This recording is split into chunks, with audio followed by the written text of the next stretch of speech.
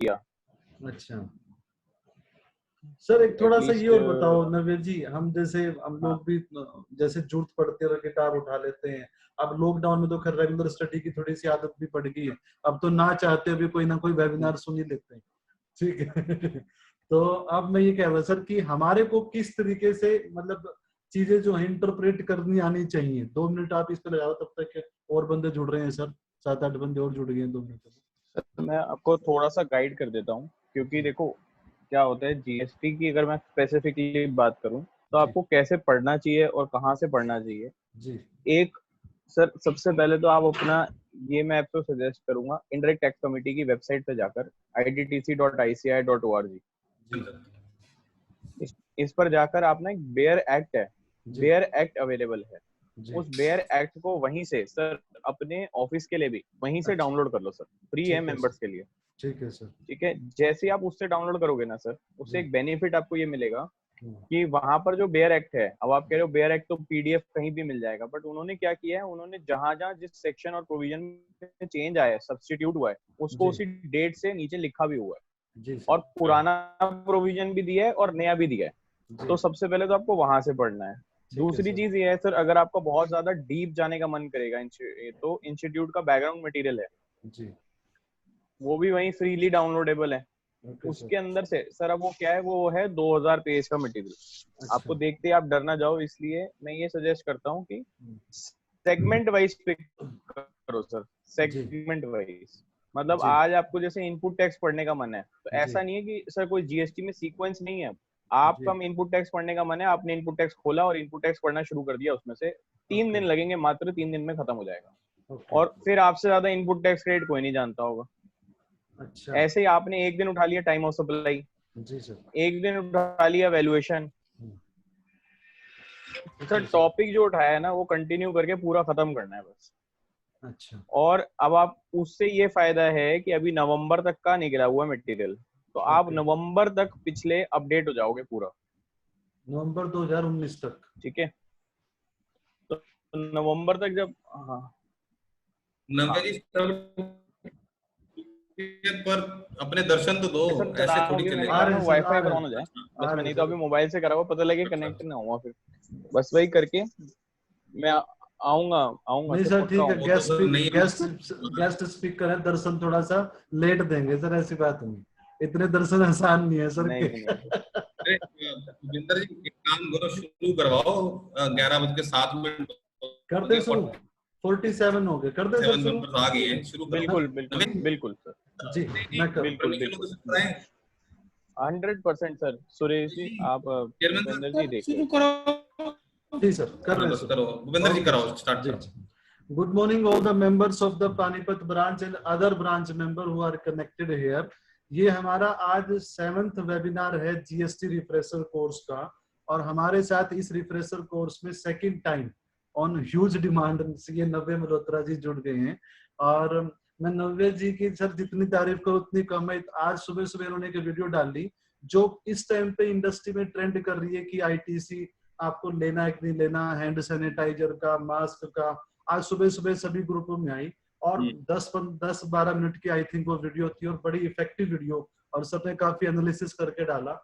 और हम रिक्वेस्ट करेंगे नव्य जी से कि सर आगे भी आप इस तरीके से हमें गाइड करते रहिए। और मैं हैंड ओवर करूंगा आज के हमारे sir chairman branch Suresh Nandwani ji को कि काइंडली वो एड्रेस करे सर ब्रांच को। Suresh ji please sir.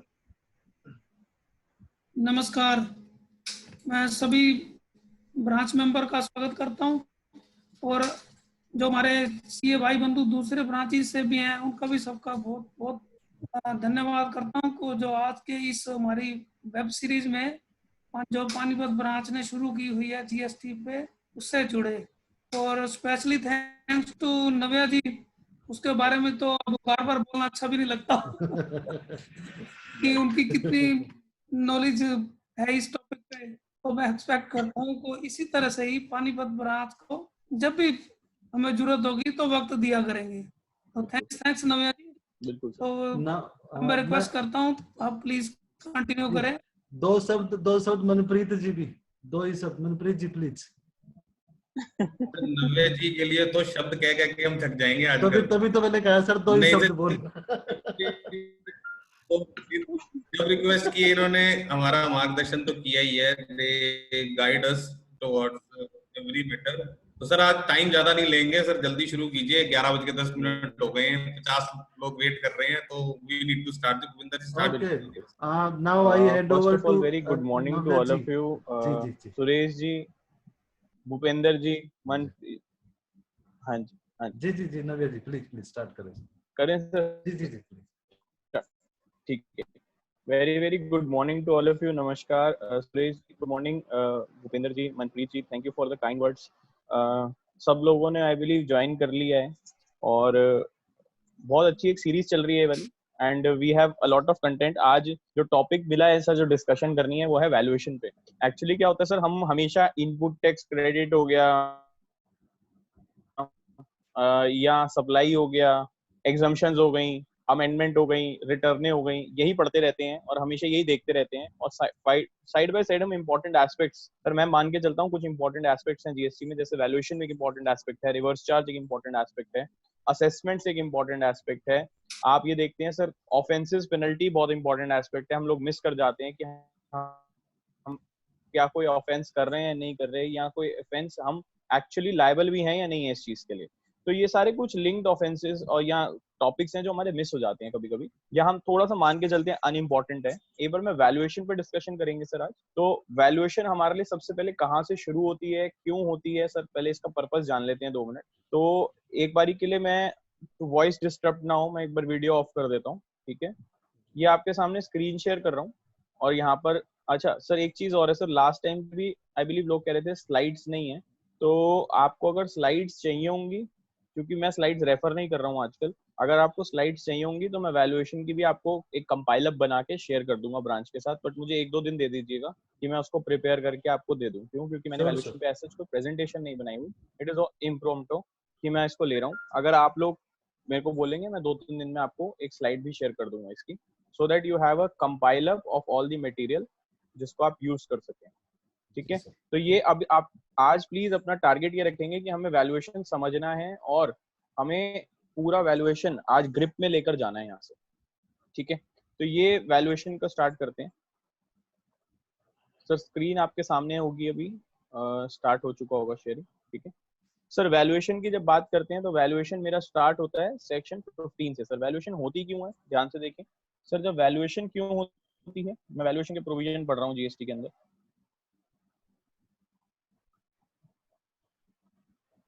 Sir मैं जब कहता हूँ ना आपसे कि जब हमें टैक्स लगाना है और कितने पे टैक्स लगाना है, this is actually the transaction value.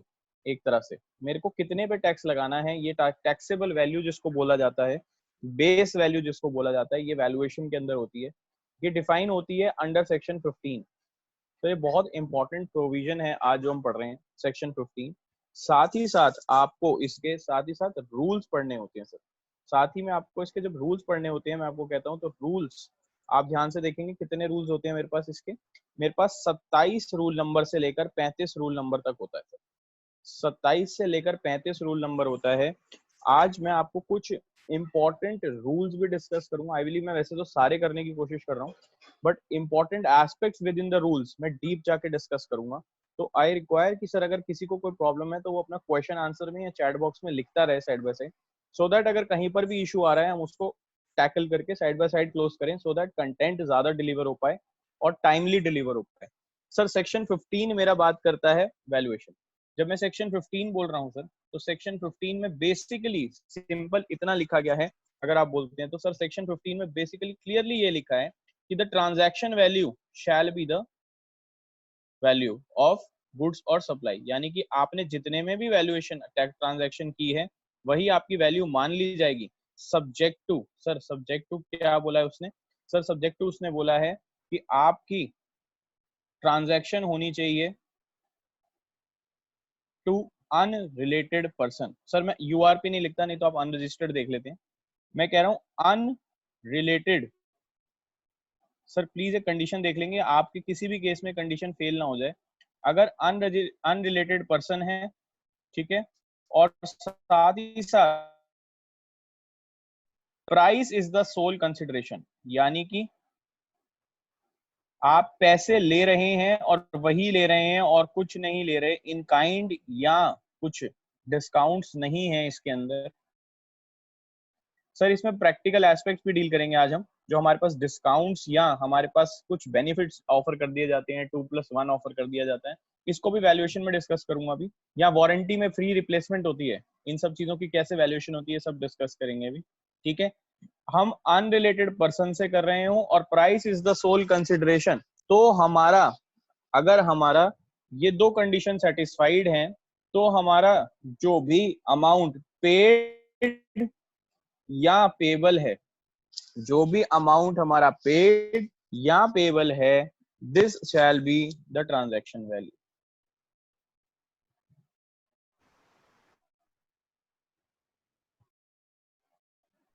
This shell be the transaction, मतलब है अगर लेट अस सपोज आपका पर्सन रिलेटेड हो गया, अगर आपका पर्सन रिलेटेड हो गया, नहीं करोगे फिर आपको रूल्स में जाना पड़ेगा और वैल्यूएशन करनी पड़ेगी। सर यहाँ पर सबसे टिपिकल एस्पेक्ट क्या होता है मेरे लिए the only typical aspect is कैसे पता चलेगा प्राइस इज सोल कंसिडरेशन नहीं है, ये कैसे याद होगा सर, क्योंकि मोस्ट टिपिकल इन पूरे वैल्यूएशन के अंदर ये अनरिलेटेड पर्सन जब रिलेटेड बन जाता है ना, तो ये सबसे टिपिकल हो जाता है। क्यों? क्योंकि ये डिस्कशन का मैटर इसलिए बनता है, यहाँ पर रूल्स के अंदर भी काफी कॉम्प्लिकेशन और कंफ्यूजन सी क्रिएट होती है, वो भी हम फर्दर डिस्कस करते जाएंगे। तो सर एक बार आप स्क्रीन पे देख पा रहे हैं, ये रहा आपके सामने बेसिक वैल्यूएशन का बेसिक सेक्शन। सर मैंने सेक्शन एक बार इसलिए खोला है कि आप लोगों को बताओ कि सेक्शन में बेसिकली लिखा क्या है।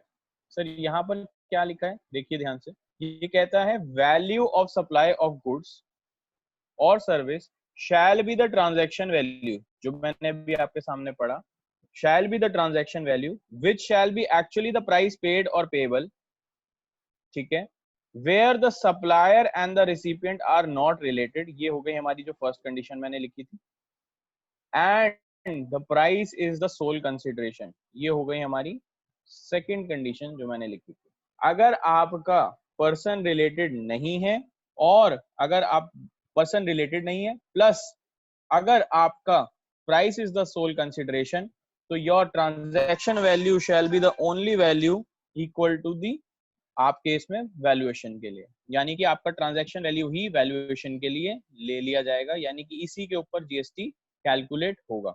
सर यहाँ तक आप लोगों को कोई डाउट नहीं होगा आई बिलीव। अब ध्यान से देखेंगे मेरे लिए, यहाँ पर अल्टीमेटली नेक्स्ट जो बहुत इंपॉर्टेंट एस्पेक्ट आता है वो आता है सर 15 सबसेक्शन 2, फिर आता है 15 सबसेक्शन 3। सर 15 सबसेक्शन 2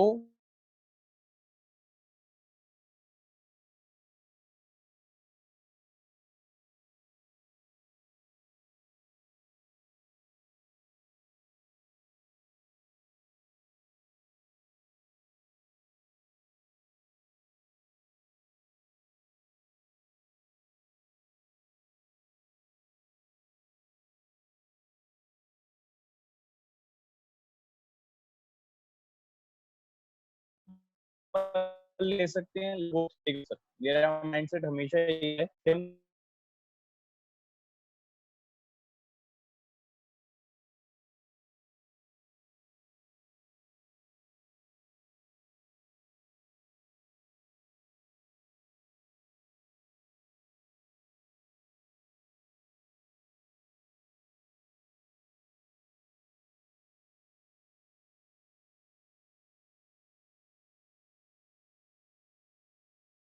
अभी क्या हुआ चाहे और लेकर जा रहा है इसको सर राजस्थान, सर दिल्ली से राजस्थान सामान लेकर जा रहा है, तो राजस्थान के केस में क्या होगा ध्यान से देखिए, रास्ते में टोल आएगा सर, ठीक है।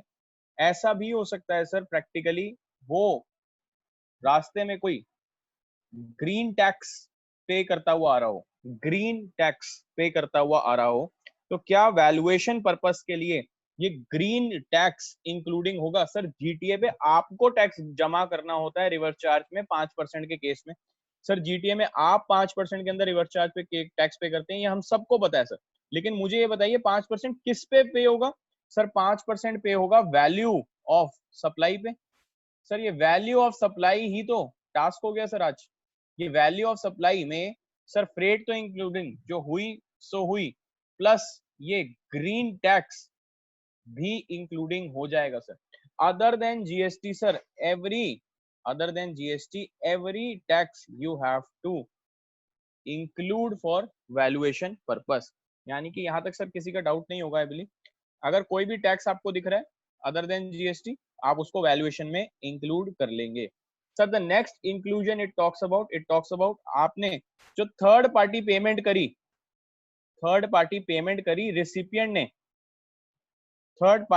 करी रिसिपिएंट ने in relation to supply which the supplier was liable to be paid।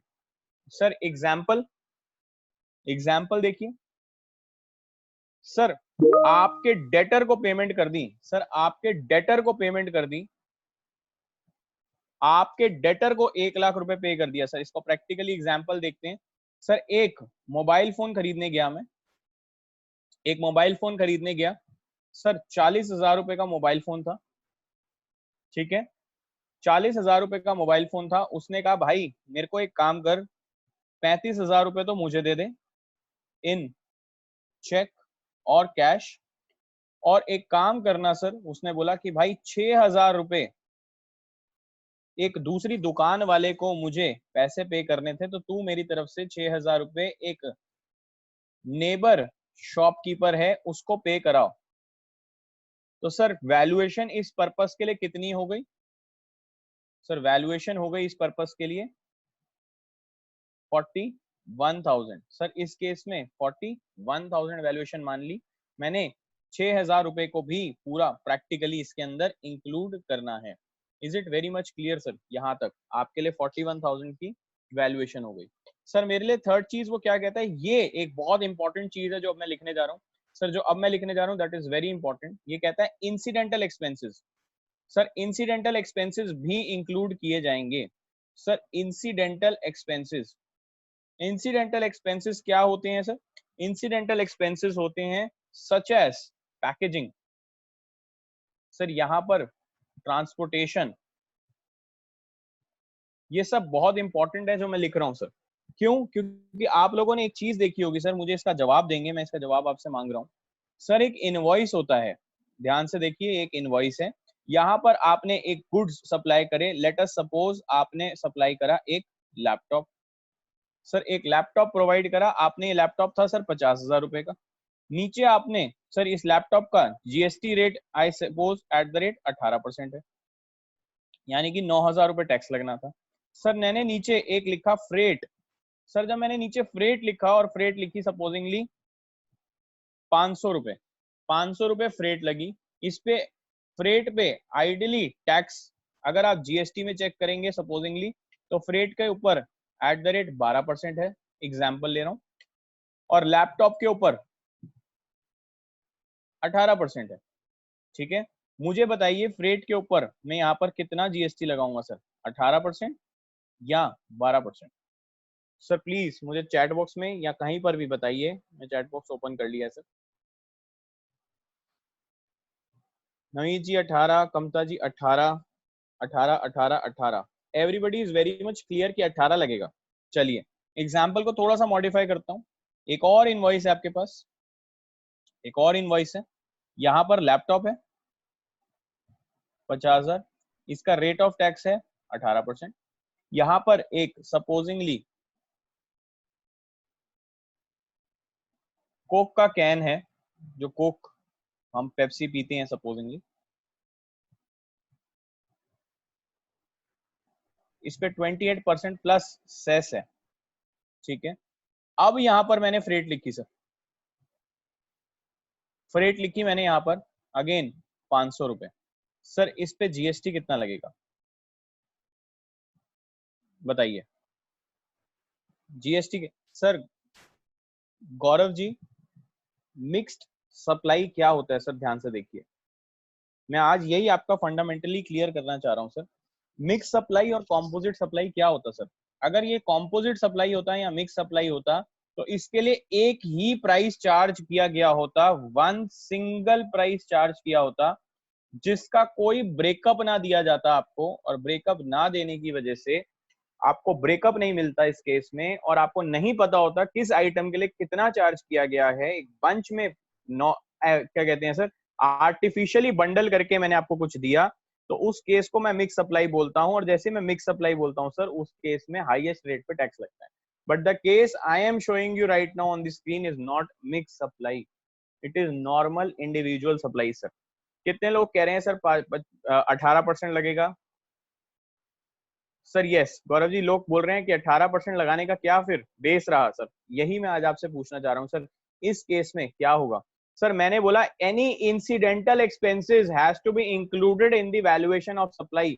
Sir यहाँ पर क्या होगा, आप ध्यान से देखिए, यहाँ पर आपको सर कोक भी साथ में ही दी जा रही है सर, ठीक है? तो सर यहाँ पर ऑन अ प्रूडेंट प्रैक्टिस, यहाँ पर सर, अच्छा आप पूछ रहे हैं सर, गौरव जी आप पूछ रहे हैं पिछले वाले केस में भी 18 कैसे लगा? तो गौरव जी पिछले वाले केस में भी 18 कैसे लगा ये मैं आपको बता देता हूँ। यहाँ पर 18 लगेगा, क्यों?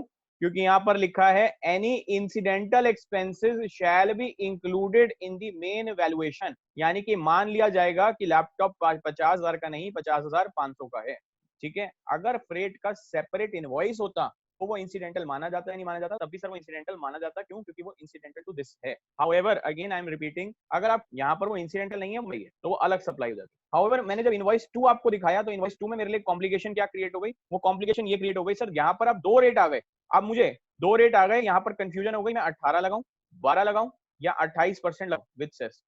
सर बताइए यहाँ पर इंसिडेंट तो कौन सा लगाओगे सर? सर 12 तो नहीं लगेगा, ये तो ठीक है, 18 लगेगा या 28% प्लस सेस लगेगा? प्लीज जल्दी से जवाब दीजिए sir. Let's have an interactive session sir. Kamta ji 18, क्या मुझे कमता जी प्लीज इसका बेस दे सकते हैं कि 18 क्यों कह रहे हैं और 28% क्यों नहीं कह रहे? प्लीज आप अनम्यूट करके भी बोल सकते हैं सर, कमता जी। सर वो कह रहे हैं प्रिंसिपल सप्लाई। अगेन सर ध्यान से समझिए, इस दुकान पे दोनों चीजें बिक रही हैं, मैं ये नहीं कह सकता कि सर प्रिंसिपल सप्लाई क्या है, मैं ये नहीं कह प्रूडेंटली सर, प्रूडेंटली ध्यान से सुनिए, फिर से बोल रहा हूँ, प्रूडेंटली कंजर्वेटिव होते हुए आपको टैक्स लगाना पड़ जाएगा 28% प्लस सेस। 28 थिंग हम कंसल्टेंट क्या बोलते हैं, हम कहते हैं भाई इनवॉइस 2 बनवा लो, फिर इस केस में अलग 2 अप्लाईज हैं, तो हम कहते हैं भाई एक इनवॉइस बनवा लो लैपटॉप का जिसमें आप फ्रेट लिखवा दो और दोनों के ऊपर 18% चार्ज करा दो और 1% प्लस सेस लगा दो, this will make your cost reduced sir, अगर तो आप अनरजिस्टर्ड पर्सन है। हाउएवर अगर आप रजिस्टर्ड होते तो उस केस में इनपुट टैक्स क्रेडिट के प्रिंसिपल्स भी आपको चेक करने होते, प्रोविजंस भी देखने पड़ते। सर कुछ लोग कहते हैं कि हम इसमें ये भी तो कर सकते हैं भाई कि हम एक ही इनवॉइस बनाएं और हम प्रोपोर्शनेट कर दें। सर अगर आप फ्रेट को प्रोपोर्शनेट कर सकते हो कि भाई इसके लिए कितनी फ्रेट है और उसके लिए कितनी फ्रेट है, तो आप फिर 2 फ्रेट लिख के सर उसको आगे पर्टिकुलरली सब्जेक्टिवली रिस्पेक्टिव टैक्स लगा देना सर। हाउएवर प्रूडेंटली पूरे पे ही 28% विद सेस लग जाएगा, क्यों? क्योंकि अब मैं आपको फिर से प्रोविजन दिखा देता हूं सर, बेसिक प्रोविजन देखिए सर, ये क्या बोलता है सर, ये कहता है any incidental expenses including commission packaging which is charged by the supplier to the recipient for anything done by the supplier in respect of supply, कहां पर सर? at the time और before the delivery। यहां पर मेरे लिए सबसे particular aspect क्या है, आफ्टर सप्लाई कुछ भी इंसिडेंटल इंक्लूड नहीं किया जाता सर, तो कुछ भी इंसिडेंटल इंक्लूड नहीं किया जा सकता। बिफोर और at the time anything, sir यहाँ पर ना इंक्लूसिव डेफिनेशन लिखी है, मैं इसको एग्जॉस्टिव नहीं बोल सकता, इसलिए यहाँ पर बोला है anything incidental which is including commission and packaging which is charged by the supplier to the recipient for anything done by the supplier shall be included in the main value, यानी कि आपका वैल्यूएशन पर्पसेस के लिए incidental expenses को भी जोड़ना पड़ जाएगा। सर यहाँ तक कोई डाउट है आप लोगों का? यहाँ तक कोई डाउट है तो आप पूछ सकते हैं सर चैट बॉक्स में, क्यों? क्योंकि मैं अब आगे बढ़ रहा हूँ सर इसके बाद।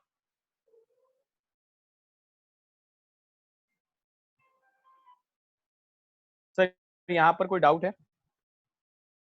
कोई डाउट नहीं है गौरव जी, ठीक है, क्लियर हो गया सर।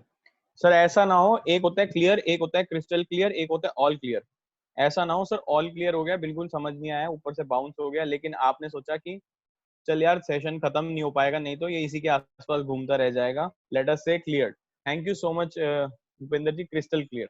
चलिए अब इंपॉर्टेंट एस्पेक्ट क्या आता है सर, अब यहाँ पर आता है, ये कहता है भाई साहब इंक्लूजन्स में एक फोर्थ इंक्लूजन कर दी जाएगी। ध्यान से समझिए, ये आपकी प्लानिंग को आज खत्म कर देगा सर। आप जो प्लानिंग करते थे वैल्यूएशन के अंदर, उसको ये कर्व करके खत्म कर देगा सर। क्या इसने बोला भाई, सब्सिडी भी इंक्लूड कर दी जाएगी sir. any price reduction in the nature of subsidy shall be included। Sir ये इंक्लूड कर दी जाएगी आपकी वैल्यूएशन के अंदर। ऐसा कितनी बार होता है, अब फिर इसको एग्जांपल से समझेंगे सर। आप, ये कंपनी है, एक आपकी पेरेंट कंपनी है, पेरेंट कंपनी सर, ध्यान से समझ लीजिए प्लीज। इसने कहा भाई तू इतना सामान बेच चुका है, तो अब क्या होगा, तू ये वाला सामान 1000 रुपए का बेचेगा, मैं तेरे को यहाँ पे एक सब्सिडी दूंगा 100 रुपए की, तो आप इसको 900 रुपए का बेचो, आप इसको 900 रुपए का बेचो कस्टमर को। कस्टमर बहुत ज्यादा खुश हो गया सर। कस्टमर कहता है भाई दूसरी दुकान वाला तो ये 1000 रुपए का दे रहा है, आप 900 का दे रहे हो, क्यों? क्योंकि भाई इसको यहाँ से पेरेंट कंपनी से एक सब्सिडी आ रही है।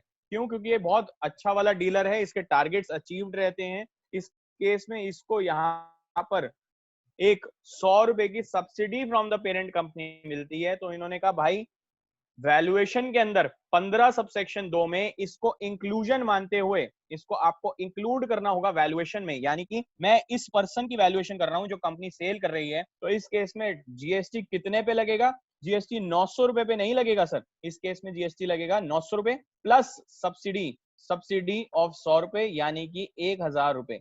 सर ये तो आपकी 15 सबसेक्शन 1 से वैल्यू निकल के आई, ये 15 सबसेक्शन 2 से निकल के आई, और इस वैल्यू के ऊपर 1000 रुपए के ऊपर आपका जो भी जीएसटी का रेट ऑफ टैक्स होगा वो लगेगा। ये है मेरा वैल्यूएशन का प्रोविजन इस केस के अंदर सब्सिडी में। हाउएवर उसने सब्सिडी के केस में आपको एक एक्सेप्शन दी है सर।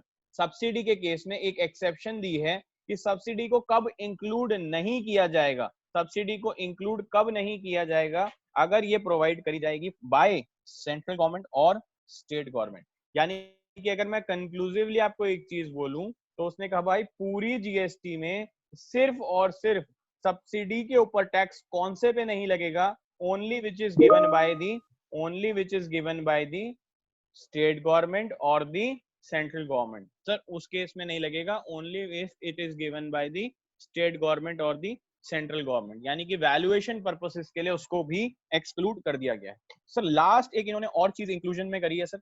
मैं क्या होगा सर, और प्रोविजंस को भी मिक्स करके इसके साथ आपको टाई अप करके लिंक अप करूंगा, तब आपको एक चीज और बेटर समझ आएगी। सर इसने एक लास्ट 5th किस्म की इंक्लूजन और बोली। क्या? इसने कहा भाई interest, late fee, penalty, liquidity damages, ये भी इंक्लूड किए जाएंगे for delay in payment of consideration.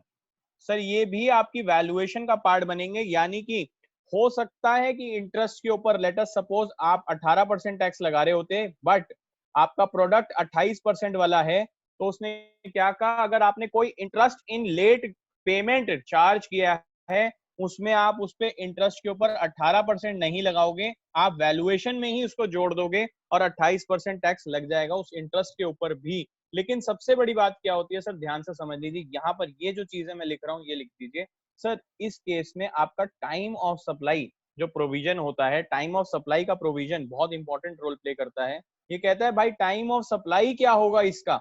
Sir अगर आपका delay in payment of consideration है, again I am repeating sir, delay in payment of consideration है अगर खाली, उस केस में आपका टाइम ऑफ सप्लाई सिर्फ जीएसटी में यही एक्सेप्शन है सर, यही एक एक्सेप्शन है जो कैश बेसिस पे है जीएसटी में। अदर देन दैट पूरा जीएसटी मर्केंटाइल बेसिस पे है, एक्रूअल बेसिस पे है। ये सिर्फ एक यही प्रोविजन है जो मेरा एक्सेप्शन है। ये कहता है इसका टाइम ऑफ सप्लाई कब होगा? इसका टाइम ऑफ सप्लाई होगा when such amount is received. Sir क्यों? क्योंकि भाई साहब मेन पेमेंट तो आज तक रिसीव नहीं हो रही, आप इंटरेस्ट, लेट फी और उस पर जीएसटी लगवा भी दोगे और कलेक्ट भी कर लेगी गवर्नमेंट। पता लगे मेन पेमेंट भी नहीं आई और लेट फी और इंटरेस्ट भी नहीं आया, यहाँ लिक्विडिटी डैमेजेस भी नहीं आए। तो उन्होंने कहा सिर्फ इस पोर्शन के लिए इंटरेस्ट, मैं फिर से दिखा रहा हूं आपको, अगर interest, late fee, penalty, liquidity damages in relation to delay in payment of consideration है, तो ही सर अगेन ये delay in payment of consideration होना बहुत जरूरी है। इसका time of supply cash basis पे है जीएसटी में, इसका जीएसटी तब जाएगा जब ये पैसा रिसीव हो जाएगा। लेकिन तब तो जाएगा, लेकिन कितने पे जाएगा? अगेन 28% पे जाएगा। कैसे? क्यों? क्योंकि ये मेन वैल्यूएशन के अंदर ही ट्रीट किया जाएगा। सर यहाँ तक आप लोगों को कोई डाउट है तो प्लीज मुझे बताइए सर, यहाँ तक अगर कोई डाउट है तो आप बताइए, अदरवाइज मैं अभी आगे प्रोसीड करना चाहता हूँ सर।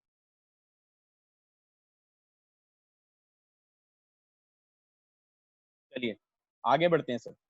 मैंने आपसे बोला कि सर अभी तक मैंने पढ़ा कि आपका अगर अनरिलेटेड पर्सन होगा, प्लस प्राइस आपको मिल रहा होगा और वही सोल कंसिडरेशन होगा, उस केस में आपका ट्रांजैक्शन वैल्यू ही आपका असेसेबल वैल्यू बन जाएगा। ठीक है। हाउएवर उसने एक चीज और बोली, इस ट्रांजैक्शन वैल्यू में आपको कुछ चीजें इंक्लूड करनी होंगी। वो कहाँ लिखी हैं? वो लिखी हैं 15 सबसेक्शन 2 के अंदर। उसने कहा लेकिन आप कुछ चीजें एक्सक्लूड भी करोगे सर। उसने कहा वैल्यू शैल नॉट इंक्लूड, यानी कि आप एक्सक्लूड भी करोगे क्या? वो उसने लिखा 15 सबसेक्शन 3 के अंदर। सर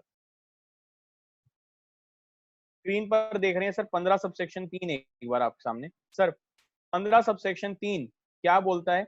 ये कहता है it shall not include any discount, यानी कि सर डिस्काउंट इंक्लूड नहीं किए जाएंगे सर। अब ध्यान से देखिए, डिस्काउंट दो किस्म के होते हैं सर, बिफोर और ऑन सेल डिस्काउंट, और एक होता है पोस्ट सेल डिस्काउंट। बिफोर और ऑन सेल डिस्काउंट, एक होता है पोस्ट सेल डिस्काउंट। कमता जी पूछते हैं टू चार्ज, ये देखिए कमता जी उसमें इनवॉइस से लिंक करना तो पड़ेगा सर उसको। क्यों? क्योंकि उसमें आपको उसको मेन वैल्यूएशन का पार्ट माना गया सर उस केस में, तो उसमें इनवॉइस लिंकिंग जरूर होगी उसमें। हाउएवर सर इसमें ना एक प्रैक्टिकली डिफिकल्टी आती है, जब आपने बोला सितंबर के बाद आप जीएसटीआर 1 में इनवॉइसेस में अमेंड नहीं कर सकते, तो वहां पर सर आप उसके लिए फिर एक न्यू इनवॉइस जनरेट करना पड़ जाएगा practically to curb that physical difficulties. पर आज भी सर मैं एक चीज बोल रहा हूँ, वैल्यूएशन के लिए वो मेन वैल्यूएशन का पार्ट है, उसी से रेट ऑफ टैक्स आइडेंटिफाई हो रहा है। बट टाइम ऑफ सप्लाई कब है? जब वो पैसा रिसीव हो रहा है। ठीक है। Gaurav ji trade and cash discount कर रहे हैं, ठीक है सर। वो कैश डिस्काउंट, ट्रेड डिस्काउंट कहीं काउंट ही नहीं होता सर, इसलिए मैं उसको भी यहाँ लिख नहीं रहा। ठीक है सर। कमता जी ओके। यहाँ पर मैं बिफोर यानी कि प्री सेल डिस्काउंट या ऑन द सेल डिस्काउंट और पोस्ट सेल डिस्काउंट की बात करूं तो इसने कहा दोनों डिस्काउंट इंक्लूड नहीं किए जाएंगे। हाउएवर उसने क्या बोला? बिफोर सेल के लिए उसने सिर्फ एक ही कंडीशन रखी है, ध्यान से सुनिए, इसको लिखना है, लिख लीजिए। उसने कहा बिफोर सेल डिस्काउंट तभी एक्सक्लूड किया जाएगा वैल्यूएशन में से, तभी एक्सक्लूड किया जाएगा if it is separately shown in the invoice. Sir आप लोगों ने इनवॉइस देखा होगा, इनवॉइस कैसा बना होता है? इनवॉइस ऐसे बना होता है सर, वहां पर कैसे लिखा होता है? लेट अस सपोज मैं लैपटॉप का एग्जांपल रख रहा हूं। मैंने कहा 50,000 रुपए का लैपटॉप है, यहां पर मैं दिखाऊंगा डिस्काउंट माइनस किया 5,000 रुपए, तो 45,000 रुपीज मेरी वैल्यूएशन हो जाएगी। इसी के ऊपर 18% टैक्स लगेगा, सब्जेक्ट टू ये डिस्काउंट अलग से दिख रहा होना चाहिए इनवॉइस में, जो कि मैंने अपने पर्टिकुलर इनवॉइस में यहाँ पर दिखा दिया। तो आपको इस चीज से सेटिस्फेक्शन मिल गई कि भैया ये दिख रहा है अलग से। तो यहाँ पे प्री सेल या ऑन सेल डिस्काउंट, यानी कि सेल करते समय या सेल से पहले का डिस्काउंट अगर है तो उस पर सिर्फ एक ही कंडीशन है, क्या? It should B separately shown in the invoice. But sir after sale यानी कि पोस्ट सेल डिस्काउंट के ऊपर जीएसटी लॉ ने कितनी, 3 कंडीशन रखी हैं सर। उसने 3 कंडीशन रखी, क्या? लिख लीजिए सर, 3 कंडीशन लिखी, तभी एक्सक्लूड किया जाएगा अगर ये तीनों कंडीशन आपकी सेटिस्फाई हो जाएंगी। सर उसने पहली कंडीशन क्या लिखी कि sir there should be a term of agreement, यानी कि एक एग्रीमेंट होना जरूरी है इन एडवांस बिफोर और ऑन सेल। सर बिफोर और ऑन द सेल, बिफोर और ऑन सेल एक एग्रीमेंट होना जरूरी है कि भाई मैं फ्यूचर में आपको डिस्काउंट दे सकता हूं। दूसरी कंडीशन क्या बोली? It should be linked to invoice, it should be linked to the invoice, ये इनवॉइस से लिंक होना चाहिए कि कितना डिस्काउंट किस इनवॉइस पे मिल रहा है। तीसरी कंडीशन उसने क्या लिखी, आईटीसी जो होगा इस डिस्काउंट का वो रिसिपिएंट को रिवर्स करना होगा। सर आईटीसी रिसिपिएंट को रिवर्स करना होगा, इसने ये कंडीशन भी इसके अंदर लिख दी है आपके लिए। यानी कि अगर तीनों कंडीशन, सर मैं अगेन आपके सामने क्या लिख रहा हूँ, तीनों कंडीशन प्लस लिख रहा हूँ सर, ऐसा नहीं है कि और है एक भी कंडीशन सेटिस्फाई होगी, नहीं ऐसा सर, तीनों कंडीशन आपको सेटिस्फाई करनी है तो ही आपका ये वैल्यूएशन में नहीं जुड़ेगा, that means it will be included in the valuation. यहाँ पर वैल्यूएशन सबसे इंपॉर्टेंट इंटीग्रल रोल क्यों प्ले कर रहा है सर, मेरे को ये देखना है कि डिस्काउंट के ऊपर मैं टैक्स लगाऊं या ना लगाऊं, सर ये चीज मुझे यहाँ से पता चलेगी। अभी तक आपके मन में एक सवाल उठ रहा होगा, सवाल ये उठ रहा होगा भाई कितनी बार ऐसा होता है सर, ये ऐसा पोस्ट सेल डिस्काउंट में क्यों बोला गया। सर कितनी बार ऐसा होता था कि मैं ईयर एंड पे पहुंचता था और मैं ईयर एंड पे पहुंचकर कहता था कि भाई ईयर एंड पे आप मुझे डिस्काउंट दे दो। सर ईयर एंड पे मैं पहुंचता था और मैं कहता था भाई मेरे को ना वॉल्यूम डिस्काउंट दे दो, या तूने इतना सामान बेच दिया मेरे को डिस्काउंट मिल जाएगा। यहाँ सर क्या होता था, टैक्स प्लानिंग करने के लिए लोग लास्ट में पहुंचकर उसका प्राइस रिड्यूस कर देते थे या कोई डिस्काउंट दे देते थे। इन सच अ केस उन्होंने बोला कि अब आपका या तो एक एग्रीमेंट हुआ होगा, उसको इनवॉइस से लिंक किया गया होगा, और साथ ही साथ आपने उसका आईटीसी रिवर्सल भी करा दिया होगा, तो इसका डिस्काउंट आपको तभी अलाउ होगा, यानी कि जीएसटी के अंदर वो इंक्लूजन में नहीं जाएगा। सर यहाँ तक आपका कोई डाउट है तो प्लीज मुझे बताइए। क्यों, क्योंकि मैं सर अभी जो आप आगे आपके मन में डाउट आ रहे होंगे कि डिस्काउंट 1+1 सेल ये सब, सर ये मैं वैल्यूएशन रूल्स के साथ कवर करूंगा, मुझे प्लीज बताते जाएं। आपका यहाँ पर अगर कोई डाउट है तो बताइए, नहीं तो मैं वैल्यूएशन रूल्स के साथ आपको कुछ लिंक करना चाह रहा हूँ इसके अंदर। सर मैं चैट बॉक्स खोल लिया है, अगर कोई डाउट है तो आप लिख दीजिए, नहीं तो लिख दीजिए प्रोसीड सर, प्रोसीड।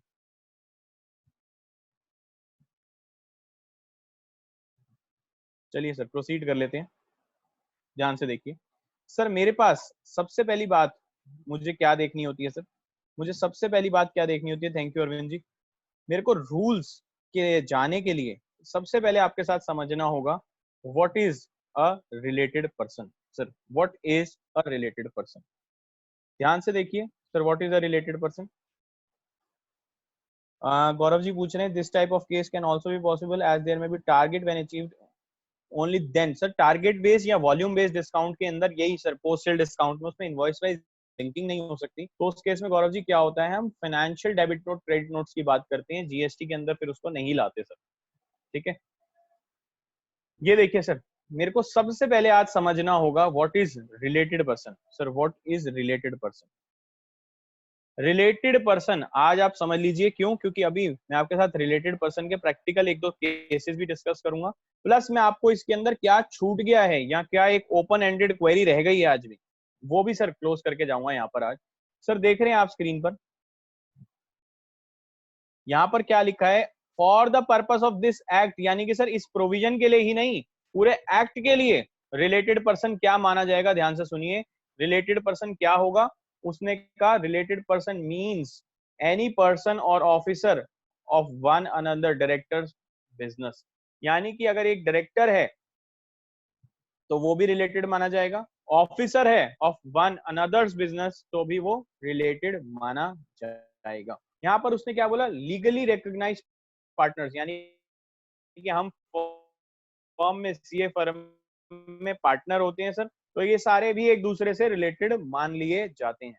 अब मैं आपसे पूछूंगा सर ऐसा कौन सी चीज है जो छूट गई है इसमें, अभी रुकिए ध्यान से। एम्प्लॉयर एम्प्लॉय को भी उसने रिलेटेड माना है सर, बिल्कुल ठीक है, अगर एम्प्लॉयर एम्प्लॉय में कोई ट्रांजैक्शन हो रही है उस पर भी वैल्यूएशन रूल्स ट्रिगर होंगे। पूरे सर जो मैं डिस्कशन कर रहा हूँ उसको ऐसे ही थॉट प्रोसेस में लेंगे, ऐसे ही पढ़ेंगे कि भैया अगर इन दोनों के बीच ट्रांजैक्शन हुई तो वैल्यूएशन रूल्स ट्रिगर कराना चाहता हूं मैं, ठीक है। साथ में वो क्या बोलता है, एनी पर्सन, ध्यान से देख लीजिए, हु डायरेक्टली और indirectly owns, controls, holds 25% of the share holding, voting stock rights, यानी कि आपकी सब्सटैंशियल होल्डिंग है तो भी आप रिलेटेड माने जाओगे।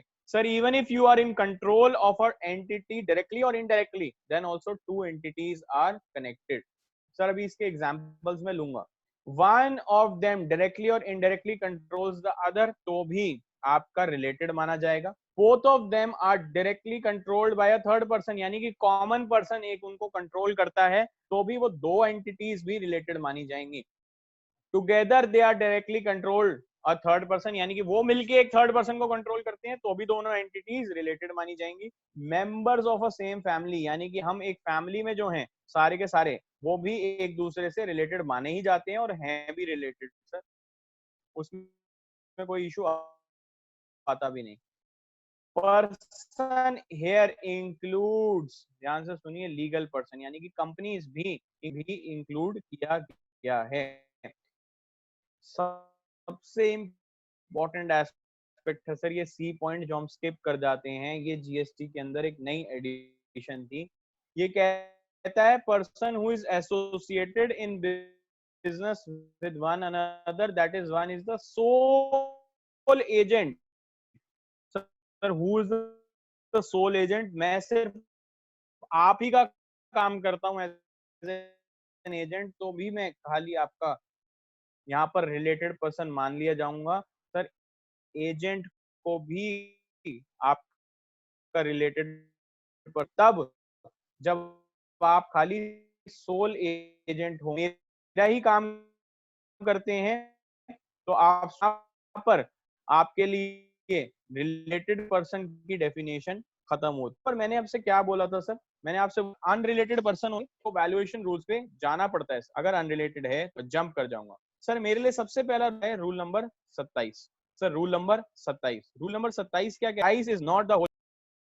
Late us suppose an example, sir मैं एग्जांपल से समझाऊंगा। लेट अस सपोज, ये बहुत बार होता है सर ऐसा, आप जब मोबाइल फोन लेने जाते हैं सर, मोबाइल फोन आ रहा होता है सर 50,000 रुपए का, और साथ में एक एक्सचेंज भी लगा होता है सर, एक्सचेंज करा लो सर। एक्सचेंज का भी एक स्कीम लगी होती है, अपना पुराना फोन दे दो। आप पुराना फोन जब देने लगोगे तो उसने कहा कि भाई ये फोन अब आपको पड़ेगा 42,000 का। सर इसमें क्या हुआ? Price is not the sole consideration, where the value of consideration is not wholly in money. अब आप देखिए सर वैल्यूएशन का रूल क्या है। सर सबसे पहला वैल्यूएशन का रूल आपके सामने स्क्रीन पर लिखा हुआ है, ये कह रहा है where the value of consideration is not wholly in money. Sir अगर पूरा पैसा मनी में नहीं है, यानी कि पैसे में नहीं है, तो ही आपका रूल नंबर 27 ट्रिगर करता है। इस केस में ये कहता है आपको क्या लेना होगा? आपको लेना होगा ओपन मार्केट वैल्यू। सर यहाँ पर अब एग्जांपल देखिए, फिर से मैं बोल रहा हूँ सर, पुराना मोबाइल फोन इस केस में आपने 8,000 का लिया, सॉरी पुराना मोबाइल फोन एक्सचेंज में 8,000 का लिया, तभी ये 50 का पड़ रहा है। हो सकता है सर ऐसा होता कि आपको ये पता ही ना होता कि इसकी ओपन मार्केट वैल्यू क्या है फोन की। सर किस फोन की? मेन फोन की। इस मेन फोन की सर ओपन मार्केट वैल्यू मुझे पता है कि 50,000 रुपए है, तो ओपन मार्केट वैल्यू ले ली जाएगी। इस केस में ओपन मार्केट वैल्यू ले ली जाएगी 50,000 रुपए as my assessable value. Sir assessable value 50,000 रुपए मान ली जाएगी। अब आप कहते हैं यार अगर मुझे ओपन मार्केट वैल्यू ना पता होती तो? सर अगर मुझे ओपन मार्केट वैल्यू ना पता होती तो वो कहता है इफ ओपन मार्केट वैल्यू आपको अवेलेबल नहीं है तो आपको क्या लेना है? Sum total value of consideration in money and its equivalent consideration not in money. Sir यहाँ पर अब ध्यान से देखेंगे, फिर से दोनों को समझेंगे। सर हो सकता है ये 50,000 का मोबाइल फोन मिल रहा होता, ठीक है, अब आपको ये नहीं पता कि यार इसकी ओपन मार्केट वैल्यू क्या है, ये कितने का है। आपको ये सिर्फ पता है कि एक्सचेंज में एक फोन है, एक्सचेंज में एक फोन है जिसको 7,000 रुपए का लिया जा रहा है और साथ में 42,000 एज कंसिडरेशन ली जा रही है। तो सर प्राइस इन मनी क्या हुआ? 42,000 प्लस 7,000। इस केस में अगर मुझे ओपन मार्केट वैल्यू नहीं पता तो उसने कहा सेकंड आपको क्या लेना पड़ेगा? 42,000 प्लस 7,000 यानी कि 49,000। सर अगर ओपन मार्केट वैल्यू नोन नहीं है तो आप इस केस में जाएंगे सेकंड वाले में। अगर आपको दोनों ही चीजें नहीं पता, अब आप ध्यान से समझिए, अगर दोनों चीजें नहीं पता तो उस केस में आप लाइक काइंड एंड क्वांटिटी के गुड्स देखते हैं। पर्सन सेम सिमिलर चीज कितनी है मुझे थर्ड केस में? पर्टिकुलर केस में कितने की बेच रहा है, लेट अस सपोज 1000 रुपए की बेच रहा है, तो फिर 1000 रुपए, तीनों ही नहीं पता, फिर उस केस में मुझे 1 रूल नंबर 30 और 31। तो क्लियरली आपको एक चीज बता देता हूँ, ये रूल अट्रैक्ट कब होता है। अब आप देखिए प्रैक्टिकली, ये तो हो गया थियोरेटिकल डिस्कशन, ये रूल मेरा प्रैक्टिकली लगता कब कब है सर। सर शेड्यूल 1 की सप्लाई में ये हमेशा लगता ही लगता है। सर शेड्यूल 1 की क्या होता है सर, कोई बता सकता है what is schedule 1 supply? Sir schedule 1 supply is the supply where the consideration is not involve, यानी कि अगर आपकी कंसिडरेशन इन्वॉल्व नहीं होती तो जो जो शेड्यूल 1 में सप्लाई लिखी है that shall be treated as a supply as per GST. Sir schedule 1 की एक एग्जांपल लेता हूं, उसमें इसने एम्प्लॉयर एम्प्लॉय ट्रांजैक्शन को कवर किया हुआ है सर। उसमें साथ ही साथ उसने क्या कवर किया हुआ है, उसने साथ ही में क्लियरली मेंशन किया हुआ है ट्रांजैक्शन बिटवीन सेम पैन, यानी कि डिस्टिंक्ट एंटिटी को भी कवर किया गया है।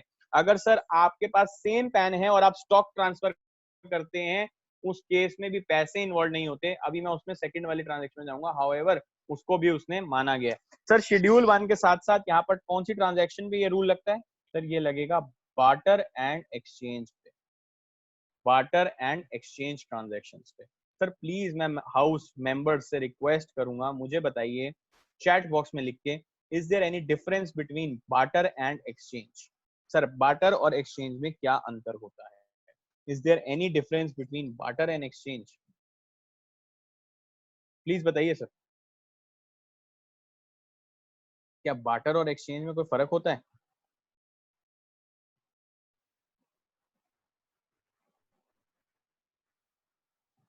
सर बार्टर एक्सचेंज में कोई फर्क है क्या?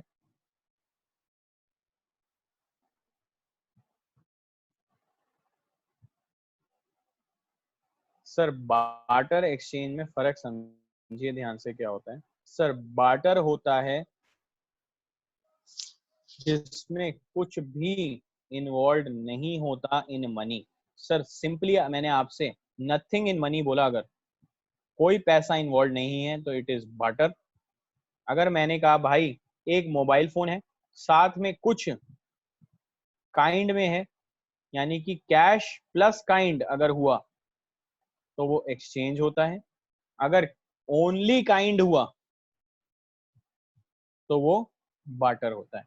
सर काइंड और कैश हुआ तो भाई एक्सचेंज, अगर ओनली काइंड हुआ तो ये बार्टर।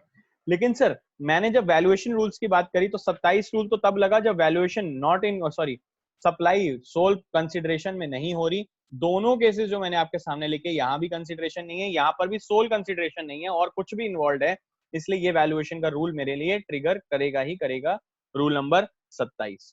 सर अब यहाँ तक कोई डाउट है तो बताइए, मैं क्योंकि फिर से रिपीट कर देता हूँ, यहाँ पर मैंने आपसे पहले बोला सबसे पहले आप देखोगे ओपन मार्केट वैल्यू, जो उस प्रोडक्ट की ओपन मार्केट वैल्यू है एक अनरिलेटेड पर्सन को या किसी एक अननोन पार्टी को, अगर वो अवेलेबल नहीं है, सर वैल्यूएशन रूल्स का एक ध्यान से याद रखेंगे, एक नियम होता है, एक रूल का भी एक रूल है सर, ये वाटरफॉल इफेक्ट से चलते हैं। पहले पहली चीज लगेगी, अगर पहली नहीं लग रही तो ही दूसरी लगेगी सर। यहाँ पर पहले क्या लगा? Open market value. अगर ओपन मार्केट वैल्यू अवेलेबल नहीं है तो आप चेक करेंगे कितने में कंसिडरेशन हुई प्लस कितने में नॉन कंसिडरेशन हुई, उसको ले लेंगे। अगर ये भी अवेलेबल नहीं है तो फिर आप लाइक काइंड और क्वांटिटी पे जाएंगे, वो भी अवेलेबल नहीं होता तो फिर मैं रेसिडुअल रूल्स पे जाता। रेसिडुअल कौन से होते हैं? Rule number 31 and 30 and 31, 30 and 31, ये है मेरे लिए वैल्यूएशन का प्रिंसिपल 27 रूल के अंदर। सर अब मैं आ रहा हूँ most important most critical rule के ऊपर। सर मोस्ट इंपॉर्टेंट और मोस्ट क्रिटिकल रूल, सर ये देख लेंगे। इससे पहले मैं आपके आगे बढ़ूं, यहाँ पर मैं एक डेफिनेशन डिस्कस करना चाहता हूँ। ये एक्ट ने रूल में ही डिफाइन कर दी what is an open market value and what is like kind and quantity. आप लोग सोचते हैं यार ओपन मार्केट वैल्यू क्या होता है और लाइक काइंड और क्वांटिटी क्या होता है? सर ये स्क्रीन पर लिखी हुई है आपके लिए। Sir open market value means, open market value means full value in money excluding taxes and cess where the supplier and recipient are unrelated and the price is the sole consideration. To obtain such a supply at the same time when the supply of the main value is being valued. क्या मिला sir यहाँ पर आपको? मैंने कहा भाई क्या होती है open market value? Open market value shall be equal to full value, यानी कि फुल वैल्यू एक्सक्लूडिंग टैक्सेस, यानी कि इसमें टैक्सेस इंक्लूडिंग नहीं होते, टैक्सेस इंक्लूडिंग नहीं होते। बट ये कहाँ चेक करनी होती है? एक अनरजिस्टर्ड पर्सन के साथ। प्लस यहाँ पर क्या लिखा है? Price is the sole consideration. पर सेम टाइम पे उसी समय देखनी होती है, ऐसा नहीं कि एक साल पहले की देखूं मैं सेम प्राइस क्या था। सर यहाँ पर सबसे क्रिटिकल एस्पेक्ट क्या होता है? क्रिटिकल एस्पेक्ट होता है सेम टाइम। अगर आप कहते हैं सेम टाइम पे, प्रैक्टिकली क्या होता है? आप कहते हो भाई सेम टाइम पे चीज अवेलेबल नहीं है, तो उस केस में सर नियरिंग टाइम देखना होता है। सर उस केस में नियरिंग टाइम देखना होता है। सर जो लेटेस्ट टाइम के आसपास मैंने कोई ट्रांजैक्शन करी है वो ओपन मार्केट वैल्यू मान ली जाएगी। सर आप किसी शोरूम में गए, वहां आपने एक डिजिटल कैमरा डिजी कैम खरीदने की कोशिश करी, या जो DSLR कैमरास होते हैं, लेट अस सपोज उसने कहा कि भाई आपके पास कोई पुराना कैमरा पड़ा है, आप वो मुझे दे दो। सर तो आप ये देखेंगे उस DSLR को अभी नियरेस्ट टाइम पे मैंने किसी और को कितने का सेल किया, that will be my open market value. अगर वो नहीं मिली तो मैं क्या कहूंगा, फिर जो मैं आपको जितने का बेच रहा हूँ प्लस आपसे जो मैं एक एक्सचेंज करा रहा हूँ उसकी क्या मार्केट वैल्यू है, उसको देखूंगा। ये दोनों अवेलेबल नहीं है तो मैं क्या करूंगा, उस केस में मैं फिर ले लूंगा आपके सर लाइक काइंड। और ध्यान से लाइक काइंड, अब फिर मैंने नहीं बेचा तो कोई और सिमिलर चीज या सिमिलर मॉडल का प्रोडक्ट या किसी और ब्रांड का सिमिलर प्रोडक्ट जो आपको सेम चीजें प्रोवाइड करता हो, उसकी क्या वैल्यू थी वो लेनी होगी। यहाँ पर अब लाइक काइंड और क्वांटिटी को भी डिफाइन किया सर उसने, तभी मैं सर लाइक काइंड और क्वांटिटी भी बता रहा हूँ। सर लाइक काइंड और क्वांटिटी क्या होता है, ध्यान से देखिए। सर लाइक काइंड और quantity means any supply of goods और service under similar circumstances. Sir similar circumstances having same characteristics, quality, quantity, functional components, material, and the similar reputation as the first mentioned, which closely resembles, sir closely और substantially resembles। ऐसा नहीं है क्योंकि sir दूसरे brand में ऐसा हो सकता है सर सैमसंग के फोन में कुछ अलग फीचर्स हों और सिमिलरली MI के फोन में कुछ और फीचर्स हों, बट सब्सटैंशियली या क्लोजली एक दूसरे को रिजेंबल करते हो तो भी उसको लाइक काइंड और क्वांटिटी माना जाएगा। सर यहाँ तक आपको लाइक काइंड क्वांटिटी और इसमें कोई इशू आई बिलीव नहीं होगा। सर यहाँ पर आगे देखिए सर मैं रूल इंपॉर्टेंट पे आ रहा हूँ सर। प्लीज अगर आप देखेंगे ये चीज अब आपको सर कंसंट्रेशन मेंटेन करनी होगी। क्यों? क्योंकि इसमें थोड़ा सा क्रिटिकल है सर रूल नंबर 28। सर ये सबसे इंपॉर्टेंट रूल है और यही सबसे क्रिटिकल रूल भी है पूरे GST का, rule number 28। Sir rule number 28 के ऊपर जब डिस्कशन करते हैं, रूल नंबर 28 लगता है जब सर आप रिलेटेड पर्सन बन जाते हैं। सर रूल नंबर 28 बनता है सर जब आप रिलेटेड पर्सन बन जाते हैं। सर मैंने पहले बोला अगर कंसिडरेशन नॉट इन मनी है तो आप किस में फॉल कर गए? आप फॉल कर गए रूल नंबर 27 में। सर बट अगर मैंने बोला रूल नंबर 27 में ना फॉल करके मैं रूल 28 में जाना चाहता हूँ, तो 28 में कब जाता हूँ सर? मैंने कहा 28 में तब जाना है भाई अगर आप रिलेटेड निकल आए। सर अगर आप रिलेटेड निकल आए, ध्यान से देखिए रूल 28 का बेयर रूल की हेडिंग क्या है। ये कहता है, ये देखिए sir, value of supply of goods और service between distinct and related person. Sir distinct और रिलेटेड पर्सन, सर डिस्टिंक्ट कौन होता है? सर डिस्टिंक्ट क्या होता है सर GST के अंदर इस केस में? मुझे बताइए डिस्टिंक्ट क्या होता है सर? डिस्टिंक्ट के आगे नोट कर लेंगे सर अगर आपको कभी लिखना हो। डिस्टिंक्ट मींस सेक्शन 25 के हिसाब से। सर सेक्शन 25 के हिसाब से डिस्टिंक्ट का मतलब होता है जो एक ही पैन के ऊपर दोनों बंदे सेम रजिस्टर्ड हैं, that are distinct person, that are distinct person. Kamta ji बिल्कुल सही लिखा आपने, Naveed ji. Having the same PAN but different GST numbers because they might have been operating in different states, उस केस में उसको डिस्टिंक्ट एज पर सेक्शन 25 माना जाता है। और रिलेटेड पर्सन, सर अभी अभी हमने रिलेटेड पर्सन की डेफिनेशन पढ़ी थी सर, कहाँ लिखी है? एक्सप्लेनेशन में लिखी है सेक्शन 15 के, जहां पर मैंने सारी चीजें कवर करी थी। उसमें मैंने आपको बोला था मैं एक चीज होल्ड कर रहा हूँ और आपसे पूछूंगा भी कि आप मुझे बताइए कौन सी चीज को कवर नहीं किया गया, कौन सी चीज को कवर नहीं किया गया। ये रही आपके सामने रिलेटेड पर्सन की डेफिनेशन। मैंने इसको होल्ड इसलिए किया था, जब हम इस रूल पे आएंगे तब हम इसको डिस्कस करेंगे। मुझे बताइए सर क्या चीज आपके हिसाब से इसमें कवर नहीं की गई?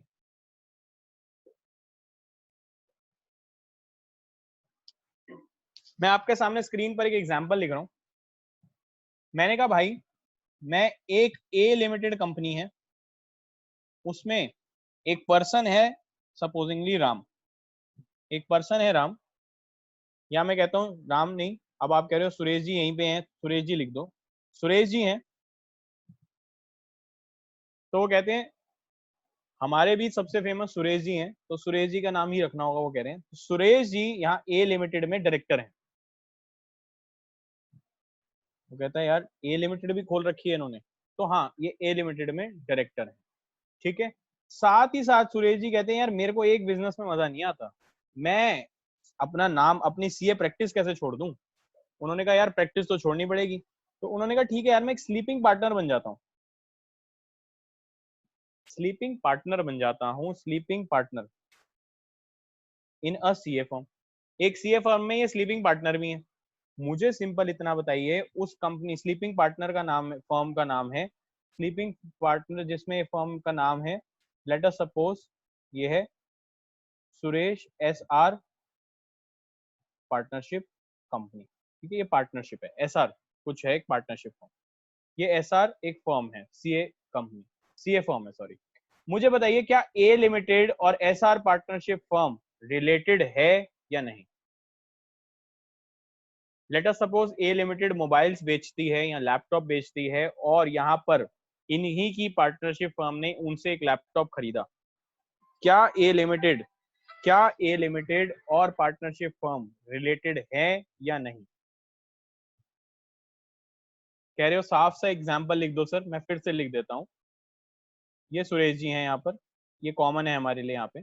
सुरेश जी ए लिमिटेड में डायरेक्टर हैं, और साथ ही साथ सुरेश जी एक एसआर फर्म में, एसआर नाम है फर्म का, एक स्लीपिंग पार्टनर है। सर मैं स्लीपिंग क्यों लिख रहा हूँ, इसके पीछे मेरा एक ऑब्जेक्टिव है। मैंने स्लीपिंग क्यों लिखा है, इसके पीछे मेरा एक ऑब्जेक्टिव है, that he is not in a position to control the firm. तभी मैंने जान के लिखा कि ये स्लीपिंग पार्टनर है यहाँ पर। क्या ये मेरा क्वेश्चन है, is a limited related to SR firm, related है या नहीं, यस और नो, यस और नो मुझे बताइए। अब आप कह रहे हो सर मुझे तो याद नहीं है, एक बार प्लीज मुझे रिलेटेड पार्टी की डेफिनेशन दिखा दो जीएसटी में। ये definition, such person who is director of one another business या officer of one another business. Sir दो कंपनियों में अगर ये डायरेक्टर होते तो पक्का दोनों कंपनियां रिलेटेड होती, दो कंपनियों में ऑफिसर होते तो भी दोनों कंपनियां रिलेटेड होती। बट आज ये दूसरी फर्म में या दूसरी कंपनी में, एक में डायरेक्टर है एक में स्लीपिंग पार्टनर है, क्या ये स्लीपिंग पार्टनर को ऑफिसर मानूं या ना मानूं। Sir he is not in a position to control, तो ये दोनों रिलेटेड नहीं हो सकती इस लॉ के अंदर। यहाँ पर बी क्लॉज में क्या बोला, legally recognize partners in the business. Sir एक फर्म के अंदर सारे पार्टनर तो रिलेटेड हैं, बट क्या एक पर्सन जो दूसरी फर्म में स्लीपिंग पार्टनर है और एक में डायरेक्टर है, क्या तब भी दोनों फर्में या कंपनीज एंटिटीज रिलेटेड है, यहाँ पर भी कवर नहीं हुई। सी क्लॉज में एम्प्लॉयर एम्प्लॉय भी नहीं कवर होती सर। यहाँ पर अब फोर्थ क्लॉज आता है, any person who is directly indirectly controls और होल्ड 25%, यहाँ पर भी कवर नहीं होती। क्यों, क्योंकि सुरेश जी कंट्रोल तो कर ही नहीं सकते पार्टनरशिप फर्म को, उनमें तो स्लीपिंग पार्टनर है सर, उन्होंने तो सिर्फ नाम दे रखा है वहां पर। फिफ्थ में क्या होता है, इनडायरेक्टली करेंट डायरेक्टली कंट्रोल, यहाँ पर भी नहीं है सर। उन्होंने लास्ट में सिक्स क्लॉज में लिखा controlled by a third person, ऐसा तो नहीं है कि दोनों कंट्रोल सुरेश जी को मिलकर दोनों कंट्रोल कर रही होंगी, ऐसा भी नहीं हो सकता सर, ये दोनों मेंबर ऑफ सेम फैमिली भी नहीं है। तो क्या ए लिमिटेड और partnership firm SR partnership firm related है या नहीं सर। तो यहाँ पर सिर्फ और सिर्फ जो क्लॉज इसको कवर कर सकता था वो कर सकता था, ध्यान से सुनिए, वो क्लॉज कर सकता था ऑफिसर। सर यहाँ पर अब एक ये लिटिगेशन का मैटर बन जाएगा, ध्यान से समझिए, इसको लूप होल भी कह सकता हूँ, एक डिस्प्यूट भी कह सकता हूँ कि भाई सुरेश जी क्या इस फर्म में ऑफिसर माने जाएंगे, सुरेश जी क्या इस फर्म में ऑफिसर माने जाएंगे। सर एज फार एज मुझे ऐसा लगता है कि ऑफिसर नहीं माने जाएंगे, तो ये चीज रिलेटेड नहीं होगी, ये दोनों रिलेटेड नहीं होंगे। हाउएवर अगर फ्यूचर में कहीं पर ऐसा निकल के आया कि ऑफिसर, क्योंकि डिफाइन नहीं था जीएसटी लॉ में, ये निकल के आया कि even if name landing is also like an officer, तो उस केस में दोनों रिलेटेड हो जाएंगे। आप कहते हो यार इससे क्या फर्क पड़ता है, दोनों रिलेटेड है या नहीं। सर बहुत फर्क पड़ता है, ध्यान से समझिए। अगर ये ए लिमिटेड एक लैपटॉप का काम करती है और ये लैपटॉप बेचती है एसआर को, और ये लैपटॉप 50,000 का मार्केट में मिलता है, सर ध्यान से देखिए, इसका मार्केट प्राइस 50,000 है, लेकिन ये इसको 40,000 का बेचती है। सर जहां ही मैंने सेक्शन 15(1) पढ़ा था कि अगर आपका रिलेटेड पर्सन आ गया तो आपको, ध्यान से समझिए सर, मुझे बताइए सर ये 27 रूल लगाऊं या 28 लगाऊं। यहाँ पर ऐसा नहीं है कि सर उन्होंने देखिए कंसिडरेशन, या मैं कहता हूं लेट अस सपोज, बहुत और अच्छे से एग्जांपल क्लैरिफाई करता हूं आपको। मैंने कहा भाई ये कितने पे भी नहीं फ्री में दे रहा है सर, ये इसको फ्री ऑफ कॉस्ट दे देता है सर उठाकर एक लैपटॉप। 27 रूल लगाएंगे या 28 लगाएंगे सर? 27 कहता है, ध्यान से देख लीजिए 27 क्या कह रहा था सर, 27 रूल कह रहा था, 27 कह रहा था वेयर द वैल्यू कंसिडरेशन ना इन्वॉल्व हो, और 28 कह रहा है अगर रिलेटेड पार्टी में की गई। आप 27 लगवाओगे या 28 लगवाओगे? अभी देखिए फर्क क्या है दोनों में, मैं ये भी बताऊंगा सर। यहाँ पर 27 के केस में पहली चीज आती थी ओपन मार्केट वैल्यू, 27 के केस में पहली चीज आती थी ओपन मार्केट वैल्यू। सेकेंड चीज आती थी, उसने क्या बोला था, दोनों का सम कर दो, या तो consideration plus non consideration. Third चीज आती थी लाइक काइंड और क्वांटिटी, या फिर लास्ट में आता था रेसिडुअल रूल 30 और 31। 28 में क्या होता है, अगेन दोनों में सबसे पहले या तो ओपन मार्केट वैल्यू है, यहाँ पर if open market value is not available तो उसने कहा लाइक काइंड और क्वांटिटी है। इसमें उसने वो एक्सचेंज वाला पोर्शन को रिमूव कर दिया सर। उससे बेनिफिट क्या होगा अभी देखूंगा सर कैसे ट्रिगर होगा। साथ में उसने दो प्रोवाइजो भी लिखे हैं, वो भी मैं डिस्कस नहीं कर रहा, प्रोवाइजो को मैं होल्ड कर रहा हूं, क्यों? क्योंकि मैं डिस्कशन के लिए इंपॉर्टेंट है वो, आगे फर्दर उस पर डीप डिस्कशन चाहिए सर 5 मिनट की। मुझे सिर्फ ये बताइए सर 27 में वैल्यूएशन करेंगे 28 में वैल्यूएशन करेंगे, प्लीज चैट बॉक्स में लिखिए। क्यों? क्योंकि जो मैंने एग्जांपल लिखा है आपके सामने, ये एफओसी वाला फ्री ऑफ कॉस्ट में ये 27 में फॉल करता है, और रिलेटेड पर्सन मान लेता हूं अगर लेट अस सपोज ये दोनों रिलेटेड होते, एक बारी के लिए मैं रिलेटेड को डिस्कस कर रहा हूं, तो ये 28 में भी फॉल कर जाता। एक ऐसी ट्रांजैक्शन जो 27 में भी फॉल कर रही हो या 28 में भी फॉल कर रही हो, तो क्या लगाया जाएगा सर, प्लीज बताइए सर। चैट बॉक्स में लिखिए एटलीस्ट कि 27 लगाओगे या 28 लगाओगे। क्यों? क्योंकि अब मैं जो इसके बाद एग्जांपल डिस्कस करूंगा सर, आप उसमें सारे आज या आने वाले समय में कभी ना कभी इसको टैकल करेंगे सर। सर ध्यान से समझिए, एक चीज लिख रहा हूं स्क्रीन पर, वो लिख लीजिए, letter is better, letter is better. यानी कि अगर 27 या 28 दोनों लग रहे हैं तो आपको 27 या 28 में आपको रूल लगाना पड़ेगा फिर 28। Sir it is more specific rule, 28 लगाना पड़ेगा आपको सर। 28 के अंदर जाना पड़ेगा, अगर रिलेटेड पार्टी फेल हो गया और कंसिडरेशन भी फेल हो गई तो you have to go to 28। तो यहाँ पर आपके लिए क्लियर विजन क्या दी गई है, आप 28 में जाओगे। अब आप कहते हो सर ये 30-31 में क्या है, एक बार मेरे को 30-31 दिखा दो पहले। क्यों? क्योंकि 30-31 बड़ा बार बार डिस्कस हो रहा है। उसने कहा 30-31 क्या है, ध्यान से देखिए, अगर आपकी कहीं से भी वैल्यूएशन डिफाइन नहीं हो पाती, कहीं से भी डिटर्मिनेशन नहीं हो पाती प्रीवियस रूल में, तो उसने कहा value shall B 110% of the cost of production और मैन्युफैक्चरिंग कॉस्ट और the cost of acquisition of such goods और यहाँ पे सर्विसेज। उसने कहा 110%, यानी कि 110% मान ली जाएगी क्या, cost of production, manufacture, cost of acquisition और cost of provision of such service. Goods के केस तो यहीं तक रिस्ट्रिक्ट हो गया, सर्विस के केस में उसने cost of provision of service बोला। यानी कि सर हर एक रूल के अंदर, मैंने अभी आपसे 27 रूल डिस्कस किया, मैंने कहा अगर यार कुछ भी ना निकल पाया, अगर कुछ भी ना निकल पाया तो मैं कहां फॉल कर जाऊंगा, 110% ऑफ कॉस्ट। 110% ऑफ कॉस्ट तो मुझे करनी ही पड़ेगी मिनिमम वैल्यूएशन। सर यहां पर आपने कहा फिर इस केस में भी अगेन मैंने क्या बोला, इस केस में भी आप क्या कर सकते हो, आपको फाइनली कहां लैंड अप करना पड़ेगा, 110% ऑफ कॉस्ट। यहां पर भी आपने कहा 110% ऑफ कॉस्ट पे फॉल करना पड़ेगा। सर यहां पर ध्यान से देखिए 31 सेक्शन में क्या, 31 रूल में क्या लिखा है, आपने कहा 31 भी दिखा दे एक बार मुझे।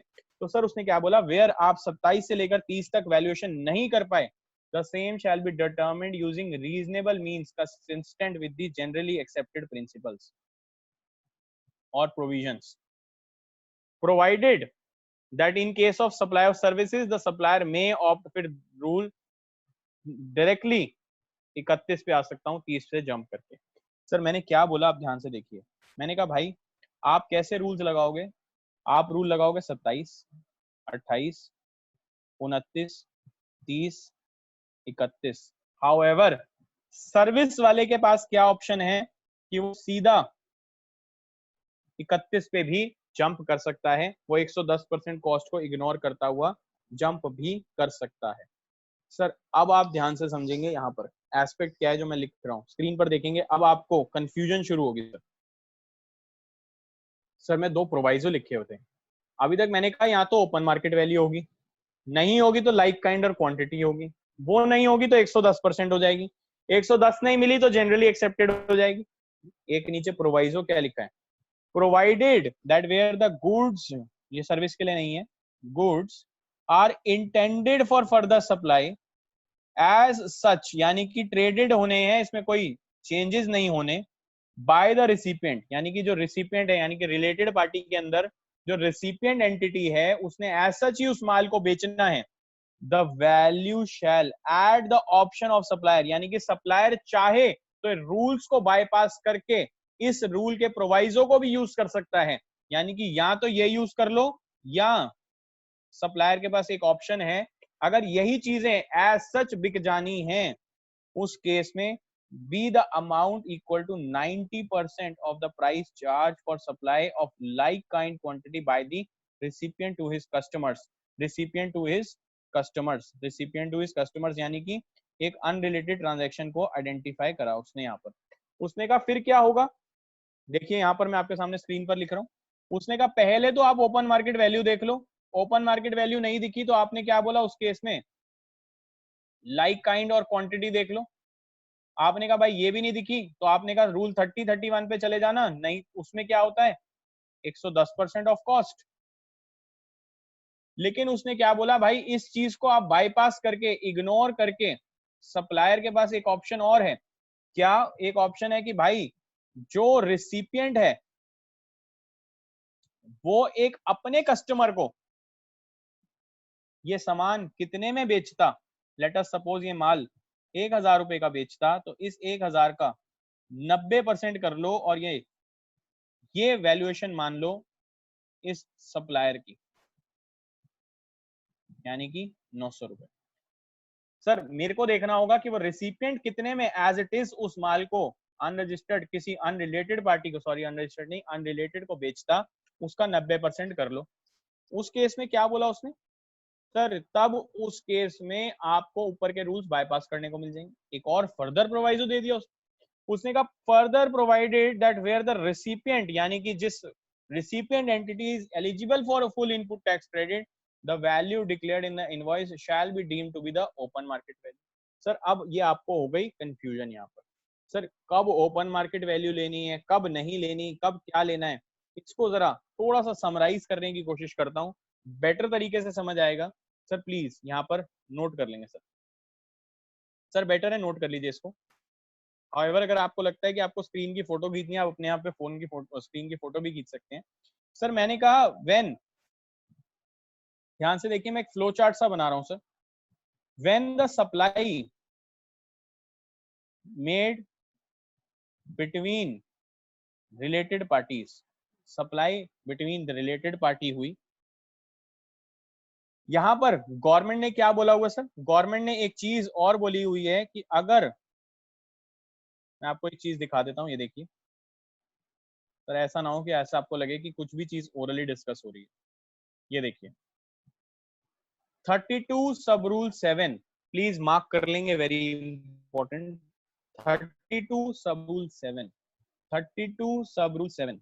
सर ये ना आपको वैल्यूएशन, अब मैं एक एग्जांपल भी दूंगा, ये आपको आज प्रैक्टिकली हेल्प कैसे करेगा, ध्यान से देखिए। 32 सब रूल 7 कहता है in case of valuation of taxable services where such class of service is notified by the government on recommendation of council of paragraph 2 of schedule 1, यानी कि अगेन रिलेटेड पार्टी ट्रांजैक्शन है, the distinct person यानी कि section 25 as referred to in section 25 input tax credit shall be available shall be deemed to be nil, यानी कि आपकी value को नील मान लिया जाएगा अगर वो सर्विसेज नोटिफाइड हैं और उसका इवन दो रिसिपिएंट को इनपुट क्रेडिट भी अवेलेबल है।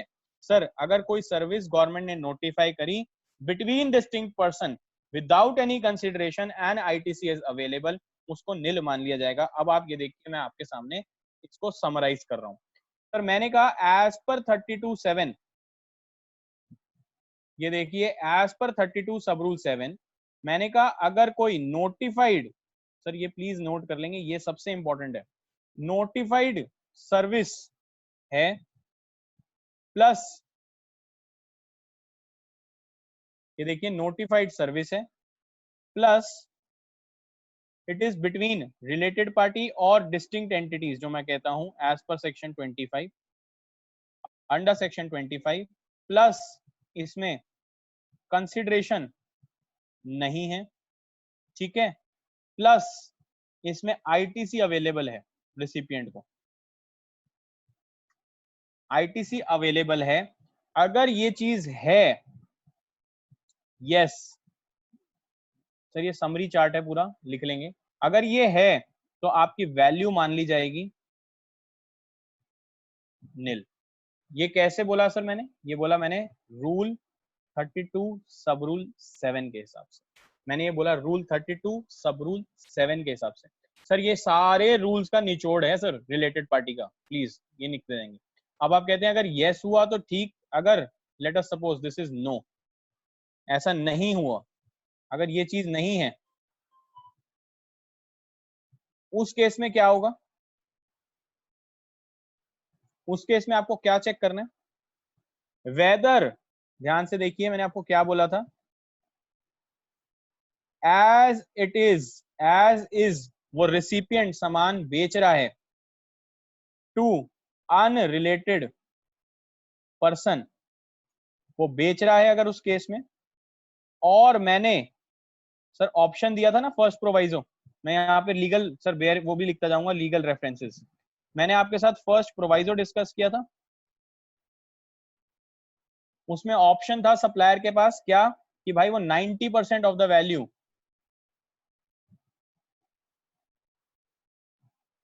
अनरिलेटेड पर्सन जो रिसिपिएंट बेचेगा किसी को वो ले सकता था। अगर मैं कहता हूं उसने ये ली है, ये प्रोवाइजो को अवेल किया, अडॉप्ट किया, तो आपकी वैल्यू क्या मान ली जाएगी? तब आपकी वैल्यू मान ली जाएगी 90% ऑफ दीज प्राइस, ठीक है, तब आपका 90% ऑफ प्राइस मान लिया जाएगा। आप कहते हो नहीं यार या तो ये चीज है नहीं, और अगर है भी तो भी उसने अडॉप्ट नहीं करी फर्स्ट प्रोवाइजो, उस केस में मुझे क्या चेक करना पड़ेगा? उस केस में सर ध्यान से देखिए, उस केस में मुझे चेक करना पड़ेगा, मैं फिर लीगल रेफरेंस लिख रहा हूं यहाँ पर, तब मुझे चेक करना होगा सेकंड प्रोवाइजो। सेकंड प्रोवाइजो क्या कहता है? सेकंड प्रोवाइजो कहता है कि रिसिपिएंट को इसका आईटीसी अवेलेबल है या नहीं, प्लस वो टैक्सेबल सप्लाई करता है या नहीं करता। आप कहते हो यस वो करता है, यस वो करता है, उस केस में आपकी वैल्यू मानी जाएगी क्या? आपकी वैल्यू मानी जाएगी ओपन मार्केट वैल्यू, जो आपने टैक्स इनवॉइस में ही लिखी होगी। जितने का आपने इनवॉइस बना दिया मैं मान लूंगा वही ओपन मार्केट वैल्यू है। अभी आपको इसका बेस्ट टैक्स प्लानिंग या कॉन्सिक्वेंस भी दिखाऊंगा जो आप शायद कभी मिस ना कर गए हो। आपने कहा यार ये भी नहीं है, लेट अस सपोज ये भी नहीं है, अगर ये नहीं है तो फिर आपको चेक करना है क्या ओपन मार्केट वैल्यू अवेलेबल है, क्या ओपन मार्केट वैल्यू अवेलेबल है। अगर है तो your value shall be equal to open market value. आप कहते हो यार नहीं है अवेलेबल, ये भी यार ये भी अवेलेबल नहीं है, तो फिर आपको क्या चेक करना है? फिर आपको चेक करना है लाइक काइंड और क्वांटिटी। आप कहते हो ये अवेलेबल है, अगर यस है तो your value shall be equal to value of such like kind और क्वांटिटी। आप कहते हो यार ये भी अवेलेबल नहीं है, अगर ये भी अवेलेबल नहीं है तो आपसे मैं पूछता हूं फिर क्या कॉस्ट ऑफ प्रोडक्शन या प्रोविजन ऑफ सर्विस अवेलेबल है? यस अगर है तो आपको वैल्यू माननी पड़ेगी 110% ऑफ कॉस्ट। आप कहते हो यार ये भी मैं नहीं निकाल पा रहा, मैं ये भी नहीं निकाल पा रहा, तो उस केस में आपको फिर जाना पड़ेगा रूल 30 31 30 यहाँ लग चुका है तो अब 30 नहीं लग पाया था, रेसिडुअल रूल 31 बचेगा, यानी कि आपको करना पड़ेगा बेस्ट जजमेंट मेथड, आप जो जनरली एक्सेप्टेड अकाउंटिंग प्रिंसिपल्स कहते होंगे। मैं रिपीट कर देता हूं, आप कह रहे हो मेरे को एक बार रिपीट कर दे भाई, ये समझा देते हैं फिर से। सर आप सबसे पहले क्या देखेंगे सप्लाई ऑफ अनरजिस्टर्ड पर्सन में? आप सबसे पहले देखेंगे क्या वो रूल 32 सब रूल 7 के हिसाब से कोई नोटिफाइड सर्विस तो नहीं है। सर क्या वो नोटिफाइड तो नहीं है? अगर वो नोटिफाइड हुई और वो अंडर सेक्शन 25 हुई, कंसिडरेशन इन्वॉल्व नहीं हुई, रिसिपिएंट को आईटीसी मिल रहा होगा, इन सच अ केस आपको यहाँ पर वैल्यू नील माननी पड़ेगी, ये लिखा हुआ है रूल 32 सब रूल 7 के अंदर। आपने कहा नहीं यार ये भी नहीं है, तो मैं कहूंगा क्या वो एज इट इज बेचा जाता है और अनरजिस्टर्ड पार्टी को बेच सकता हूं, तो मैं फर्स्ट प्रोवाइजो को अप्लाई करूंगा, 90% ऑफ जितना रिसिपिएंट एंटिटी बेचता है उतने को वैल्यूएशन मान लूंगा। वो भी नहीं हो पाता अगर आप कहते हैं या वो उसको अडॉप्ट नहीं करता दोनों चीजें, उसके पास ऑप्शन था फर्स्ट प्रोवाइजो लेने का, वो कहता है मैं सेकंड वाले में जाना चाहता हूं। सर ध्यान से समझिए, सेकंड वाले में जाता है तो उस केस में आपका जितने का इनवॉइस बना है वही आपका ओपन मार्केट वैल्यू मान लिया जाएगा। ये सब भी अवेलेबल नहीं होता, तो open market value shall be equal to the valuation purpose, नहीं तो लाइफ काइंड क्वांटिटी, नहीं तो 110% वाला रूल, नहीं तो बेस्ट जजमेंट असेसमेंट। यहाँ पर मैं अब आपके सामने प्रैक्टिकल एक एग्जांपल लिखना चाहता हूँ। ये देखिए सर, ये दिल्ली है सर, दिल्ली से मुंबई, ध्यान से देखिए दोनों एक ही पैन है, पैन सेम है दोनों का, जीएसटी नंबर अलग है सर।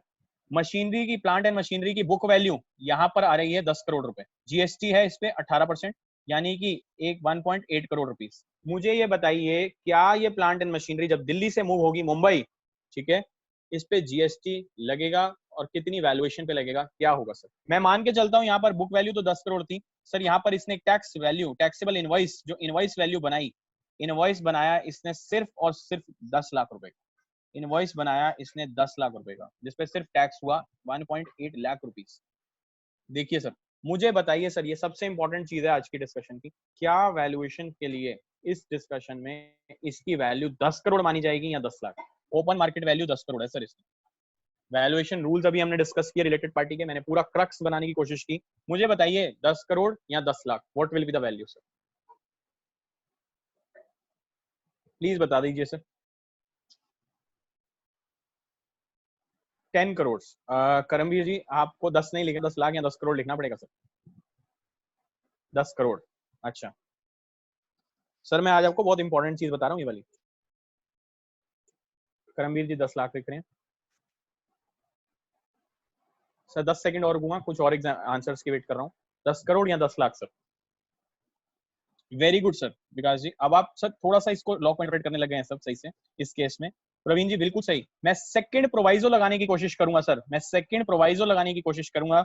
सेकंड प्रोवाइजो सर, मैं क्या कहता हूं इस केस में, मैंने कहा भाई मैं नोटिफाइड वाले में नहीं हूं, मैं इसको, तो मैं कहां फॉल कर गया सर? मैं सेकंड प्रोवाइजो में फॉल कर गया। क्या? मैंने कहा भाई क्या सामने वाली रिसिपिएंट को आईटीसी अवेलेबल है प्लांट एंड मशीनरी से? ठीक है अवेलेबल है। क्या ये आगे उससे टैक्सेबल सप्लाई करेगा? हाँ सर ये टैक्सेबल सप्लाई करेगा, माल बेचेगा टैक्सेबल। तो सर मैंने क्या बोला, उस केस में आपके वैल्यूएशन रूल्स तो लगे open market value, but your open market value is the value which of invoice you have created जाएगी इस केस में, यानी कि आपकी इस पर्पस केस में वैल्यूएशन कितने की हो जाएगी?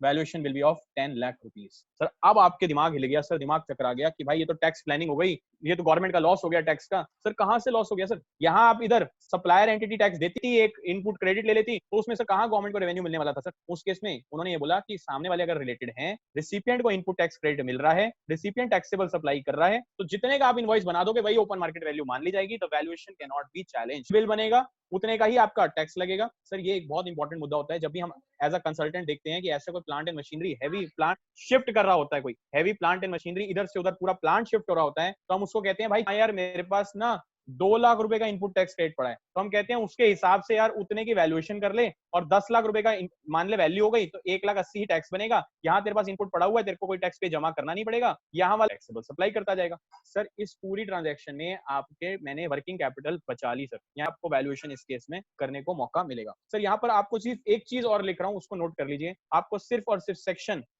18 सब सेक्शन 6, ये जो सर आपको मैंने प्लानिंग बताई या डिस्कशन करी, 18 सब सेक्शन 6 भी हमेशा याद रखना सर। 18(6) कहता है कि अगर आपने प्लांट एंड मशीनरी को, प्रवीण जी कह रहे हैं some expert says that ITC that recipient can be claim 100% is per invoice per month और per any other basis. Sir अगर आप 16 सबसेक्शन 1, 16 सबसेक्शन 2, 17 सबसेक्शन 5 इसकी बात करता हूं सर, सर इसमें कहीं पर ये नहीं लिखा कि कोई बेसिस होते हैं, इसमें लिखा होता है कि एलिजिबिलिटी ऑफ क्रेडिट्स चेक करनी होती है, ठीक है। 18(6) कहता है कि अगर आपने 60 मंथ से पहले मशीनरी को डिस्पोज किया है, 60 मंथ से पहले अगर आपने कोई मशीन को डिस्पोज किया है, तो आपको 5% पर क्वार्टर का रिवर्सल करके जो बैलेंस बचता है उसको ट्रांजैक्शन वैल्यू मानना होता है। आप कहते हो यार सर, वो कहता है अगर आपने सपोजिंगली एक मशीन खरीदी 10 लाख रुपए की और उसको 1.2 लाख रुपीस उस पे जीएसटी पे किया आपने, ठीक है। 18 सबसेक्शन 6 क्या कहता है? हर क्वार्टर की बात करता है। लेट अस सपोज मैंने 7वें महीने पे जाकर ये प्लांट को शिफ्ट किया दिल्ली से मुंबई। ध्यान से देखेंगे सर, 18 सबसेक्शन 6 बहुत इंपॉर्टेंट है, जो मैंने रूल बताया वैल्यूएशन का प्रोवाइजो, उसके साथ ये भी रेफर करना है। लेट अस सपोज 7वें महीने में पहुंच के मैं शिफ्ट करना चाहता हूं, मेरे पास कितने क्वार्टर हो गए सर, कितने क्वार्टर हो गए sir? Part of a quarter is also a quarter, यानी कि 3 क्वार्टर्स हो गए sir. Part of a quarter is also a quarter, यानी कि 3 क्वार्टर हो गए। मैंने बोला 5% पर क्वार्टर की बात करी है, तो यानी कि 3 क्वार्टर हो गए, यानी कि 15% की बात करी सर। मैंने कहा भाई आप क्या करोगे, या तो आप इसमें क्या देखोगे, 18 सब सेक्शन 6 कहता है कि भाई ये 1,20,000 का 15% करो, यानी कि जितना आपने टैक्स दिया है। सर कितना हो गया 1,20,000 का? ये हो गया 18,000 रुपए। यहाँ तो 18,000 रुपए करो, ये 18 सब सेक्शन 6 पढ़ रहा हूं मैं सर। ये साथ में कहता है अब आप क्या करो, इस 1,20,000 रुपए में से इस 18,000 को लेस कर दो, बचा कितना? 1,02,000 रुपए। ये कहता है दिस वैल्यू और द ट्रांजैक्शन वैल्यू पे जो रेट मल्टीप्लाई करके टैक्स आया, यानी कि जो मैंने आपके साथ अभी एग्जांपल डिस्कस किया था उसमें कितना टैक्स आया था? उसमें टैक्स आया था 1,80,000 रुपए। ठीक है, उसने बोला या तो दिस और this whichever is higher that will be added to your output tax liability. Sir इस केस में मैं वैल्यूएशन तो अपनी मर्जी से चूज कर लूंगा, लेकिन वैल्यूएशन चूज करते समय मुझे ये भी देखना होगा कि इन दोनों के बीच में से कौन सी हायर वैल्यू होगी।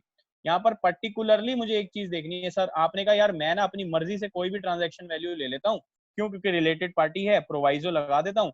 सर आपने कहा यार उससे ना टैक्स निकल के आया सिर्फ और सिर्फ 18,000 रुपए, लेट अस सपोज। तो सर 18 सब सेक्शन 6 क्या कहता है? You need to check this और this whichever is higher. तो उस केस में ये लग जाएगा sir. That is again to provide sir, आपकी टैक्स प्लानिंग को अवॉइड करने के लिए उसने इस चीज को कवर किया है। यहां तक हो गया रिलेटेड पार्टी की ट्रांजैक्शन की बात। सर आगे के वैल्यूएशन रूल्स देख लेंगे सर, थोड़ा सा टाइम कंस्ट्रेन है, मैं थोड़ा सा फास्ट चलूंगा, मुझे सर 5 मिनट और लगेंगे, ध्यान से देखिए।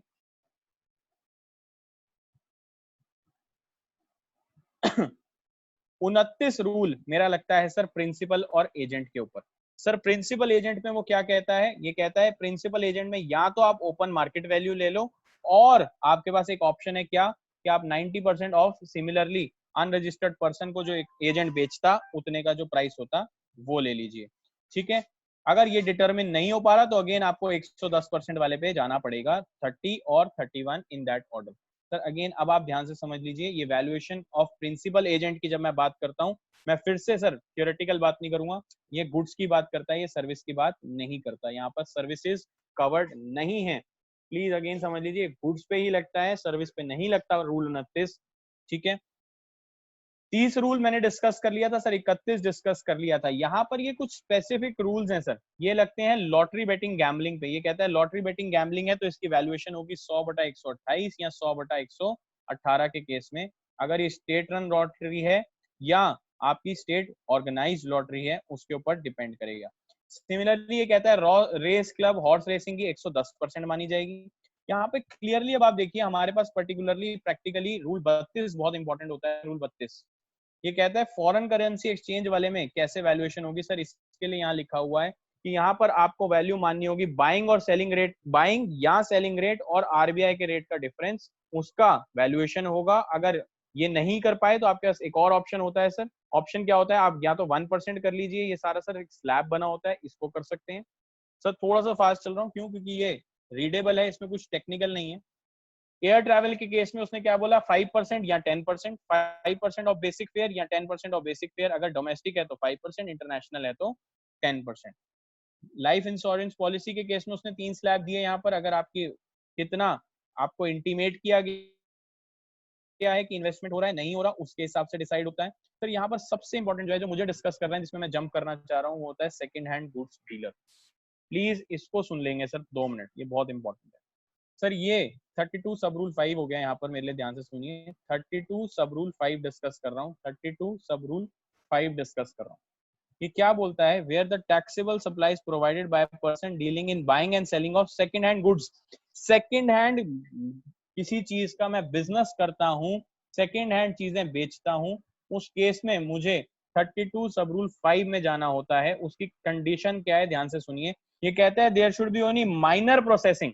सर मेजर प्रोसेसिंग नहीं लिखा, माइनर प्रोसेसिंग लिखा है, which do not change the nature of goods and where, ध्यान से समझिए, where there is no input tax credit taken या अवेल्ड।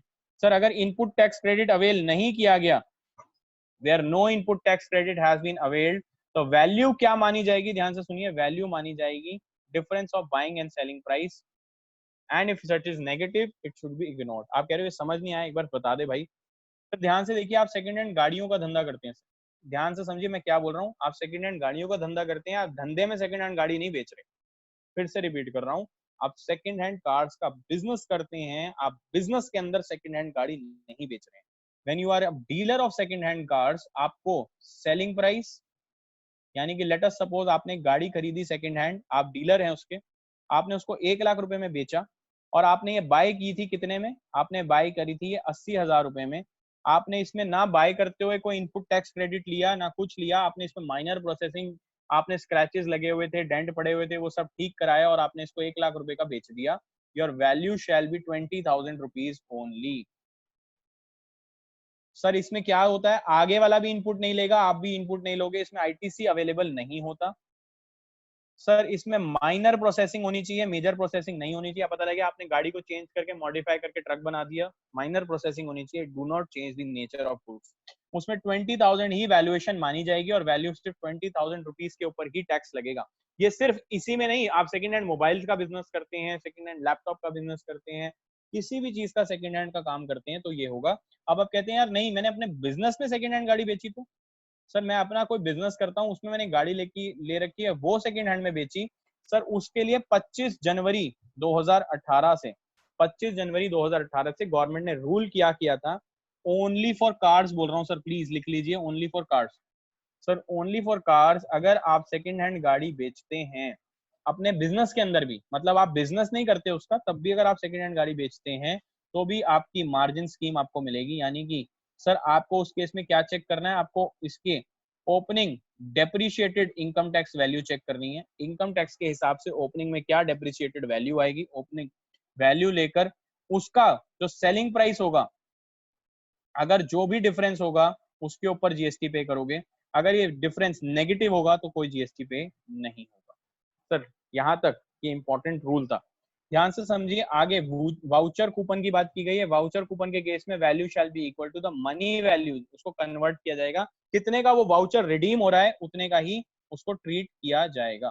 सर अगेन मेरा लास्ट कॉन्सेप्ट जो बहुत इंपॉर्टेंट है, इसको आप सुने बिना नहीं जा सकते, वो है सर प्योर एजेंट। सर ये हम सबके लिए बहुत इंपॉर्टेंट है। सर प्योर एजेंट के केस में वैल्यूएशन के रूल्स कहते हैं कि ये वैल्यू एक्सक्लूड कर दी जाएगी from the purposes of valuation. Sir pure agent कौन होता है? सर मैंने एज अ चार्टर्ड अकाउंटेंट किसी की आरओसी की फीस पे करी, सर क्या वो आरओसी की फीस के ऊपर जीएसटी लगता है? नहीं लगता। क्यों? क्योंकि it is I am acting as a pure agent. Sir ध्यान से समझ लीजिए, if all of the following conditions are satisfied तभी वो वैल्यू के अंदर इंक्लूड नहीं होता। बस सर आज आपका एक मिथ ब्रेक करूंगा इसके अंदर, ध्यान से सुनेंगे। Sir if the supplier acts as a pure agent of the recipient when he makes the payment to the third party, sir मैंने जब आरओसी को पेमेंट करी तो मैं एज अ प्योर एजेंट ही काम कर रहा था, मैं अपने बिहाफ पे आरओसी की पेमेंट नहीं कर रहा था, ठीक है। मैंने कहा था payment made by the pure agent on behalf of the recipient has been separately indicated in the invoice. मैं आरओसी के जो चार्जेस पे किए हैं वो अपनी फीस के ऊपर लिख कर दिया है उसको, वो अलग से सेपरेटली उसको इनवॉइस में मेंशन किए। Where the supplies procured by the pure agent are in addition to the services, यानी कि मैं आरओसी की जो फीस पे कर रहा हूँ ये मैं अपनी सर्विस के आगे एक्स्ट्रा एक एडिशनल काम उसको करके दे रहा हूँ।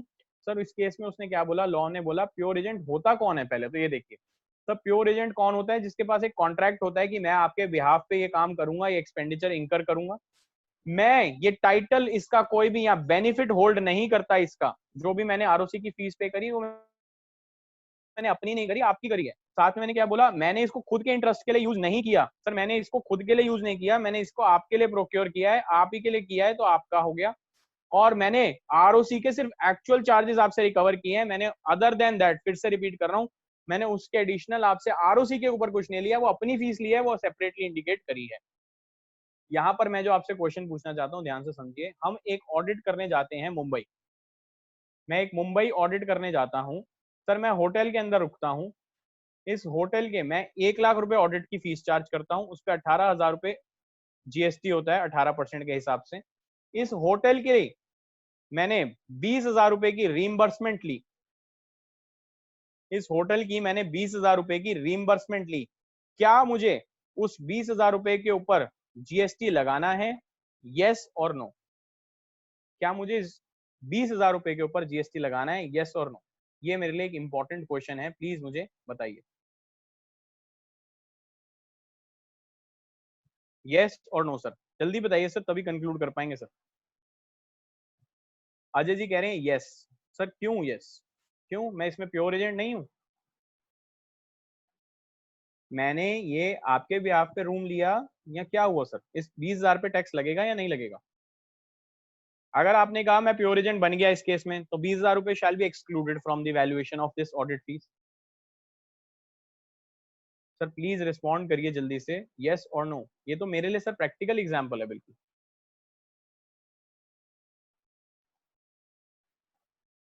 बिल्कुल अजय जी, अब मैं आपको कंक्लूड कर देता हूं, ध्यान से देखिए। It will form part of your valuation, it will be forming part of the valuation. Sir कैसे? आप ध्यान से देखिए, आप प्योर एजेंट क्यों फेल हो जाते हैं इस केस में? सर इंसिडेंटल नहीं कहूंगा, आप उसमें फॉल करा रहे हैं, मैं प्योर एजेंसी से बाहर करने की कोशिश कर रहा हूं पहले तो। सर मैंने आपके साथ एग्रीमेंट तो किया ऑडिट फीस में कि भाई निर्मला जी 1 मिनट दे दीजिए, मैं पहले कंक्लूड कर दूं, फिर आपको क्वेश्चन देख रहा हूँ। मैंने कॉन्ट्रैक्ट तो किया कि भाई मैं प्योर एजेंट की तरह काम करूंगा, मैं होटल अपने ब्याह पे, आपके ब्याह पे ले लूंगा। मैंने आप ही के नाम पे बिल भी कटवा दिया, मैंने आप ही के नाम पे बिल भी कटवा दिया। बट क्या सर आपने इसको यूज किया है या उस बंदे ने यूज किया है सर? ऑडिटी ने यूज किया है या आपने यूज किया है सर? आपने यूज किया सर, इसको आपने इसका बेनिफिट प्रोक्योर किया है, it is for your own interest. यहां से आप प्योर एजेंट में फेल हो जाते हैं और इसके ऊपर आपको 20,000 रुपए के ऊपर टैक्स लगाना पड़ जाता है इसी वजह से। ठीक है, ध्यान से समझिए। रेट ऑफ एक्सचेंज, यहाँ पर मैं आज आपका फिर से एक तरफ ध्यान दिलाना चाह रहा हूँ, प्लीज ये नोट कर लीजिए इसको, इंपॉर्टेंट। सर ये जीएसटी ऑडिट में भी आप मिस कर जाते हैं पॉइंट, ये आपका पॉइंट रह जाता है वैल्यूएशन का। सर ये कहता है गुड्स के केस में आपको वैल्यूएशन क्या करनी है? आपको वैल्यूएशन करनी है at a rate of exchange, यानी कि अगर मैं फॉरेन करेंसी की ट्रांजेक्शन्स की बात कर रहा हूँ, एक्सपोर्ट इंपोर्ट की बात कर रहा हूँ, आपको कैसे वैल्यूएशन करनी है? वो कहता है you have to value at the applicable rate of exchange notified by the customs act, यानी कि सीबीआईसी के नोटिफाइड रेट्स को आपको वैल्यूएशन के लिए लेना होता है जीएसटी की। होता क्या है सर? आप कहते हो मुझे अभी भी समझ नहीं आया सर, क्या होता है? आपने 1 लाख रुपए का, 1 लाख यूएस डॉलर का माल बेचा, आप कहते हो यार इसको, इस पे कितना GST, late us suppose imports हैं या एक्सपोर्ट है, इस पे कितना जीएसटी विदाउट पेमेंट, मैं कहता हूँ एलयूटी नहीं है, विद पेमेंट ऑफ टैक्स है, कितना जीएसटी जमा होना चाहिए? सर वैल्यूएशन तो करेंगे ना सर यूएसटी डॉलर में, यूएस डॉलर में तो नहीं कर सकते, इसको इंडियन रुपीज में कन्वर्ट करना पड़ेगा। सर ध्यान से समझिए, गुड्स के केस में ये प्रॉब्लम आती है। वो कहता है सीबीआईसी का नोटिफाइड रेट लेना है, और हमारा अकाउंटिंग स्टैंडर्ड 11 होता है फॉरेन एक्सचेंज ट्रांजैक्शंस का। सर बुक्स के अंदर एएस 11 पे रिकॉर्डिंग होती है, हाउएवर जीएसटी रिटर्न्स के अंदर वैल्यूएशन करके सीबीआईसी के रेट पे होती है। इसी वजह से जब मैं 9C बना रहा होता हूँ, जीएसटीआर 9C बनाता हूँ, तो उसका टेबल नंबर जो पहला वाला होता है, टेबल नंबर 5, उस टेबल के अंदर एक फॉरेन ट्रांजैक्शन के एक टेबल होता है, कॉलम होता है, उसमें मुझे ये मेंशन करना होता है this versus this. Sir this versus this, ठीक है। वैल्यूएशन के लिए सीबीआईसी का रेट लेना होता है, बट बुक्स के अंदर मेरे को अकाउंटिंग स्टैंडर्ड्स के हिसाब से चलना होता है। यहाँ पर मिसमैच, एक रिकंसिलिएशन क्रिएट हो जाती है, इसको ध्यान रखेंगे सर। सर्विस के केस में ये प्रॉब्लम क्यों नहीं आती? क्योंकि सर्विस के केस में उन्होंने सिंपली बोल रखा है जनरली एक्सेप्टेड अकाउंटिंग प्रिंसिपल्स के हिसाब से चलो, यानी कि यहाँ पर तो बुक्स में भी एएस के हिसाब से करना है और रिटर्न्स में भी अकाउंटिंग प्रिंसिपल्स के हिसाब से करना है, तो there is no actually reconciliation matter. साथ ही लास्ट में उसने बोला अगर आप कुछ भी पैसा रिकवर करते हो और उसमें आपको पता नहीं होता कि टैक्स कितना है या टैक्स लिया या नहीं लिया, तो it shall be including as value inclusive of tax, यानी कि ग्रॉसिंग अप करने की बात करता है, ग्रॉसिंग अप करनी पड़ेगी आपको। तो ये मेरे वैल्यूएशन रूल्स की बात होती है sir.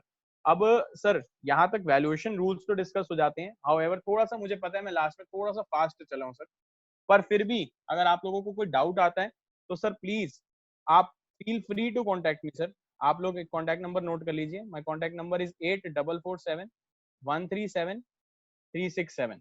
If you feel any of the doubt sir, आपको लगता है कि मुझे कोई डाउट आ रहा है, तो यू फील फ्री सर, आप डिस्कस करने के लिए। ये देखिए sir, my contact number is on the screen 8447137367। If anywhere sir आपको कहीं लगे कि यार मुझे अभी ये चीज समझ नहीं है, क्या होता है सर, आप लोग अब बंद करने के बाद आज शाम को जब समय मिलेगा एक बार खोल के पढ़ाई करेंगे, तो आपको माइट भी कुछ नई चीज इनकाउंटर हो जाए या कुछ डाउट आ जाए, तो please feel free to get in touch with me. ठीक है, कोई क्वेरी बची है तो पहले एक बार वो देख लेते हैं।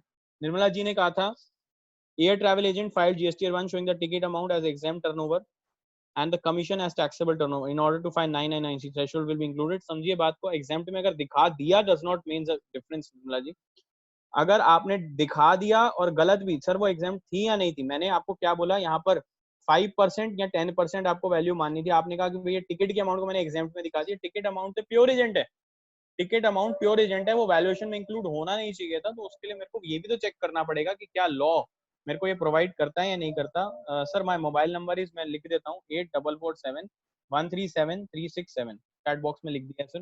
विकास जी कह रहे हैं branch transfer some stock from one to another at cost, branch in other state receive similar kind of, in this case what will be the value. Sir value मैंने क्या बोला, इस केस में आप रिलेटेड पार्टी हैं as per section 25, उस case में आपको ध्यान रखना है कि आप सेकंड प्रोवाइजो को यूज कर सकते हैं। रेसिपिएंट एंटिटी ऑब्वियसली इनपुट ले रही है, वो उससे टैक्सेबल सप्लाई करेगी, उस केस में आपको बेनिफिट मिल गया इस केस का कि आपको अपनी ही जो भी आप जितने का इनवॉइस काट दोगे वही वैल्यूएशन ट्रीट कर ली जाएगी। ठीक है sir, with this I believe I am able to conclude for the day. I extended by 15 minutes, so I hand over to the branch executives, Upender ji, Suresh ji, Manpreet ji, please sir.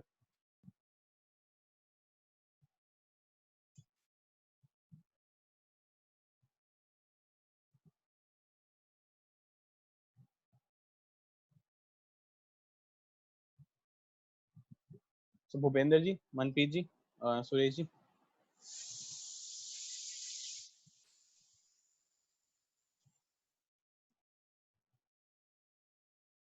So can we conclude sir?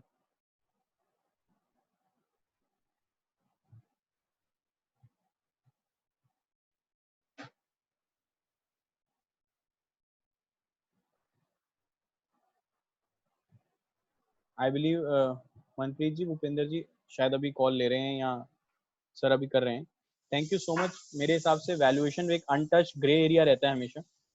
एक query भी आ गई है, invoice place for letter on buyer party paid only 80,000। Sir उस case में शिव जी आपको देखना होगा कि अगर लिक्विडिटी डैमेजेस लिए हैं,